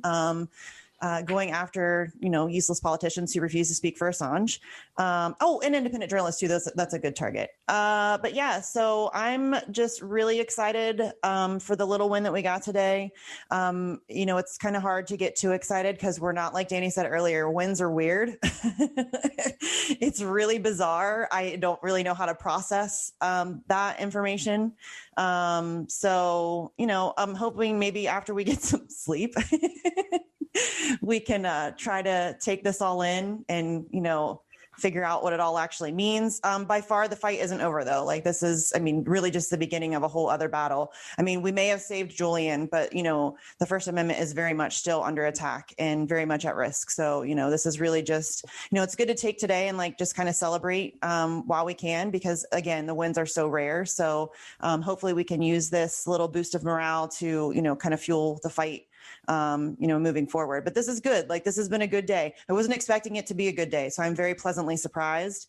We've all been very out of it and off today because we all, I think Danny said earlier, we very much expected to wake up today and it be just a real shit day. And so while it wasn't all good news, the good news that we did get has really done wonders for at least my morale. I won't speak for everybody, but I've definitely got a second wind of energy and I'm ready to go back to battle. So thank you, Danny, for having us on. Thank you for talking about this as much as you do. It doesn't happen as often as it should in independent media, so we appreciate you more than you know. Thanks for coming on Jesse and I's show and always being receptive to talking to people, and we just appreciate all the work that you do. So yeah, thanks for having us on. Oh, thanks so much, Misty. Pleasure. So I'm Steve Poikinen. I co-host the Free Assange Vigils. And look, I know this is going to come, we're live streaming right now. Hopefully there are people watching this and who currently watch Fortress on a Hill that also watch our shows and maybe help donate to get us to DC. And I just really, I can't thank the people who chipped in and helped make this possible enough. Just tremendous. We have a highly suppressed program over there with the Free Assange Vigils. Julian Assange's name is in the title. It's in the name of the show. It's in the name of every episode of the show. We're siloed, and for us to be able to successfully crowdfund 3 different times inside of a year to get, several of us to Washington, D.C. to hold up to a month's worth of events with a, very, relative by YouTube standards, relatively small audience. It's just been phenomenal, and we really do. We have the best and the best looking audience in YouTube. We do. I've met a couple of them, man. That's not me blowing smoke anymore. Dude. That's a fair and accurate statement. That is. I have another show called Slow News Day. You should definitely check that out, and you should do so on the Rockfin. The Rockfin is where I'm going to be when YouTube arbitrarily removes my channel. which I am amazed when I wake up and still have one. It is. They're content right now with trying to frustrate me enough to make me leave, but that's not how that's going to work. But Rockfin is fantastic. Go make your free account. If you'd like to, you can endorse the channel. And then you get access to everybody's premium content for endorsing Slow News Day for $10 a month. It's like a Netflix for content creators. It's wonderful. I'm not going to take up too much more time. I do want to say that I'm going to echo what Misty said in that the fight continues. We had a win today. We need to recognize that we had a win today. We need to consciously acknowledge how much worse off it could have been in this moment. Mm-hmm. We need to hug the people who we've been relying on for sanity for the last several months, if not last several years, and gear up and ready to, get going at it. Yeah. Thanks a lot. My name's Andrew Smith. You can follow me on Twitter at Andrew Zigman. Steve has a Twitter too. Slow News Day Show. I have a website too. And a website, Slow News Day website. SlowNewsDayShow.com. So you can follow us on Twitter at action_4 Assange. But the thing I want to leave people with, and it's something I just want to reiterate from what I had mentioned earlier. Find whatever the hell it is you care about. It doesn't matter how big or small it seems. If it is the issue that fucking makes you passionate, find it and just ride it until it literally gets you killed. Because that's the only way that we're going to accomplish anything with principles, is by taking a principled stance as far as it can take us until we win or die. So thank you. Thank you guys for having us on. Thank you for introducing us to Vince and Ben. That was fucking awesome. So I just appreciate the platform. Well, thanks so much for coming, especially after all that you guys have been through over there. I mean, being at the embassy at midnight, starting the live stream at 4 a.m. It looks like you probably just finished dancing for dollars. I mean, there's a lot of things that have been happening in that room and in that city. Is Chris Rock there? I hope so. But thanks so much for doing this. All right, Jesse, Kagan, Henry, boom, let's do it in that order. I'm in charge of things again. Used to be hundreds of soldiers, now it's minutiae. And I will abuse it anyway. I will abuse my smallest amount of power. So, first off, Danny, thank you so much for inviting me on. It's been a pleasure to chat with you and your co-hosts, and it's always a pleasure to chat when you're on our show. And I would just say that I would really just echo what's already been said by Misty and Steve and Andrew. I don't think I could say it any better than them. Perhaps the only thing that I would add is that this sort of caveat I brought up toward the beginning of the conversation, where essentially the suicide risk was solely used as the reason to not extradite Assange. And I think we should be watchful about that coming back to be used against him, as in he's mentally ill or crazy or whatever they decide to say. So I totally agree today that today is a victory. But we still need to be watchful because, as Andrew, Steve, and Misty have said, it's not over yet. And we just got to keep doing what we've been doing and putting the pressure on. I think a lot of the pressure that's been put on the persecution of Assange has had a lot to do with what happened today. I think these officials are scared, even though they still wield power. I think they are scared.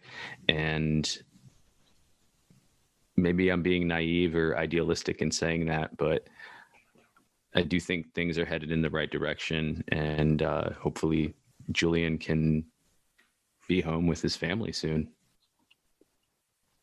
Absolutely.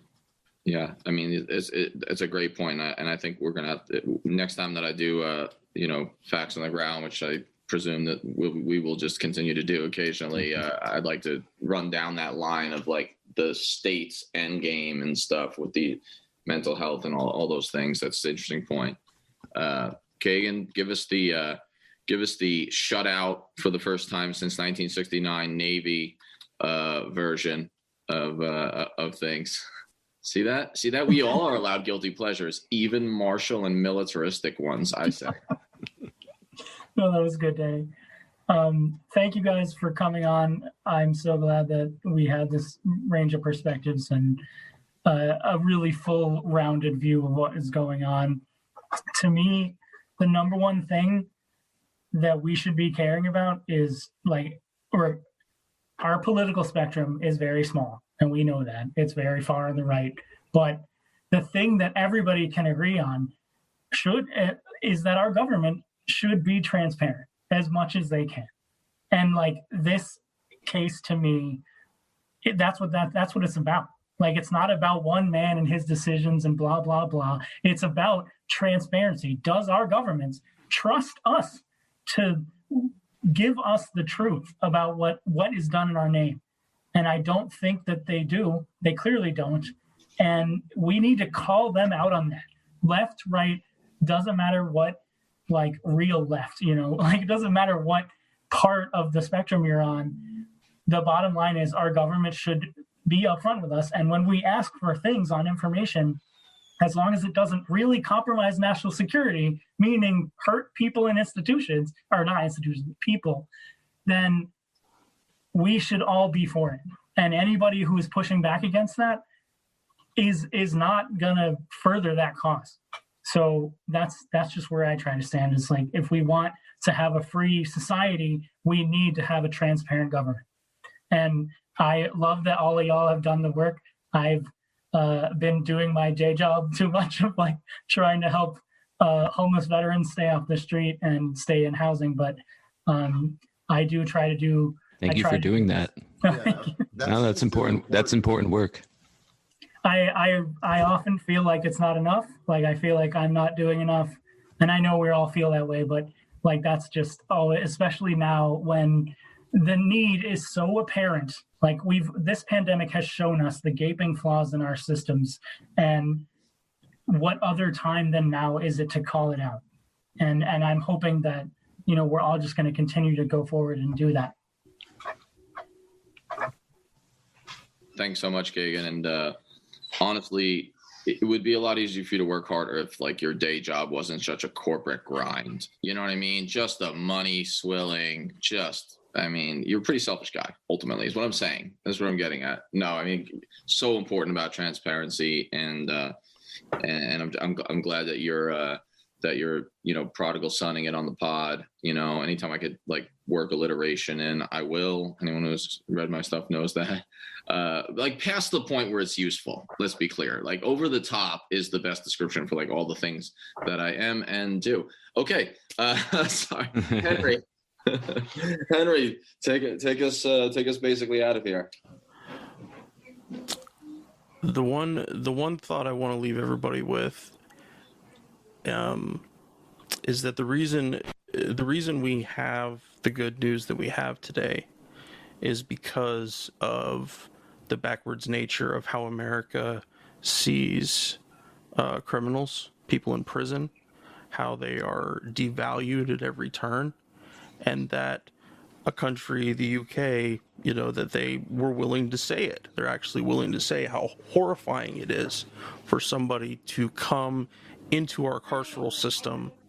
And they're the UK. They're our brothers. I mean, in terms of militarism, in terms of all the other empire aspects, Five Eyes and such, they're with us. And so the fact that even though the court was completely against Julian on the basis of his charges and justifications for that, as messed up as that is, that they were willing to say that his life has value in some specific way. even if it's not the value that we say his life had, that it does, and that they were willing to say, yeah, okay, we would have been willing to toss the book at him, but there are these other factors. Here in America, that does not happen. We don't talk about those kind of things nearly as much as we should. I think that's one of the reasons that Bernie wasn't more successful in the primaries, is because he advocates for groups of people who have no voice, who have no participation in that kind of thing. And I'm thankful for the little bit of humanity that all of us get from the positive nature of this decision. The quest is not nearly over, even for Julian, but we all need something to help us keep going, and that's what this is. And I'm very grateful for it, and I hear the gratefulness of all of y'all in understanding that, that hopefully he can finally get back to being with his family and have some peace, some personal peace for him.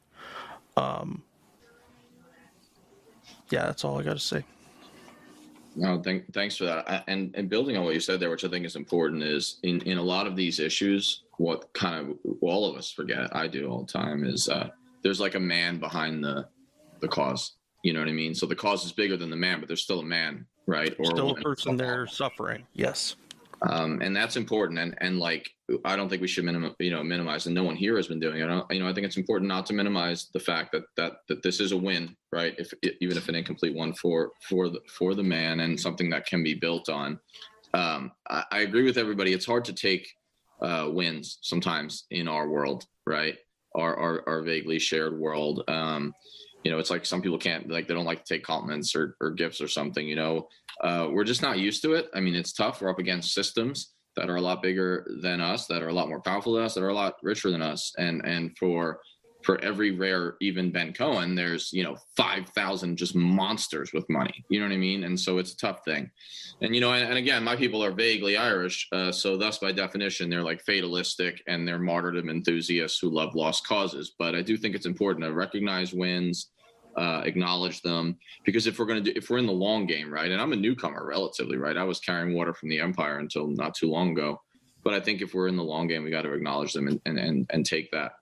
I first kind of thought about these issues at all when I was teaching at the academy, World War I, the Espionage Act, the Sedition Act. And I was there during the late Obama years. And it really struck me. And I used to tell cadets at West Point this. I mean, it's wild what I got away with, but I did. I would say to them, like, I would tell them about Obama. I'd be like, hey, since Woodrow Wilson, no one, more than all the presidents since, like Barack Obama, this like liberal that you guys from Texas all think is this like Marxist, has prosecuted more people under the Espionage Act. And I think it's important to recognize that that's the statute that's at issue here, like a wildly unconstitutional and abused one that should have went the way of the dinosaur. And unfortunately, there hasn't been a meteor to take it out. But as I was thinking about teaching, and as I was thinking about World War I and the Espionage and Sedition Act, I got thinking about Eugene Debs, as I do every Christmas when I want to piss off dogmatic Christians. But, he was a political prisoner, and he was prosecuted and sent to federal prison under the Sedition Act, which was in some ways even worse, although it didn't have the staying power that the Espionage Act does, which almost makes the Espionage Act more dangerous. And it was originally the Alien and Sedition Act, correct? That's right. Yeah, the original Alien Sedition Act is like 1798, John Adams, and it like follows through. So there's a long history of this, but Debs is a political prisoner, was a political prisoner who was vindicated after by historians largely. Julian Assange is a political prisoner, and that phrase is just not thrown around a lot, at least not in the mainstream discourse. Everyone here might use it, but that's an important point, and I think that that's something we need to constantly be saying that, and so. I think what's great about this group, besides obvious attractiveness that Steve has raised, I've raised, is that this group's kind of not going to wait for history to like vindicate or appreciate Julian Assange decades and a century after he's dead, which is so often what happens, right? Many of the figures that we later laud and we later canonize were hated in their time, right? Even Martin Luther King, 75%. Disapproval rating in polls the month he's killed, and this group's kind of refusing to do that. The people who are involved in Action for Assange, the couch crew, Jesse, everybody who works on these issues, especially the people doing the vigils and everything, which I've had the privilege to be on twice. It's a huge win for them. And I'll just end by saying that when I was in the military, everyone talks about like this brotherhood factor. I mean, how many times have you heard a veteran who turns against the war say that I couldn't stand the military, but the only thing I missed was the friends, right? The people, the brotherhood and all that, brotherhood and sisterhood. And that's important. And then when I retired in February of 2019, and there was like a loneliness and a lack of kind of identity and like, what the heck am I if I'm not a soldier? I started when I was 17, but I will say this, like I'm re-inspired daily by the people in quote unquote movement, vaguely defined, right? And so many of them are on this call. So I'm re-inspired by the incestuous bunch of insufferables. Write that down, folks. That's our new best friend's name. This incestuous bunch of insufferables. It sounds like a Joyce short story. I think it is. I think maybe I plagiarized it. Yeah. But no, seriously. So I want to thank all of you for coming on. 2.5 hours, rocking it. Probably could go for twice that. Super inspiring, and let's keep it going. Let's just keep this going. The relationship and the fight. Thanks so much for having me on, Danny. Oh, no problem. I wish I had a mic. Danny. Always a pleasure. Thanks, guys. Talk to you soon. We'll all talk soon. Thanks for listeners for tuning in. Nice to meet y'all, Keegan, Henry. Nice to meet you. Yeah. We're on Twitter at Fortress on a Hill, and also at facebook.com at Fortress on a Hill. You can find our main blog page and our full collection of episodes at www.fortressonahill.com. iTunes, Stitcher, Google Podcasts, Patreon, Spotify. You name it, almost anywhere you listen, we're already waiting for you. And hey, we're always in the market for more Patreon supporters. Please consider becoming a patron at patreon.com. And if you're not into giving us a monthly payment, think about giving us a couple bucks on PayPal. The link is in the show notes. Skepticism is one's best armor. Never forget it. We'll see you next time. Listen to my song. I hope you'll pay attention. I will not be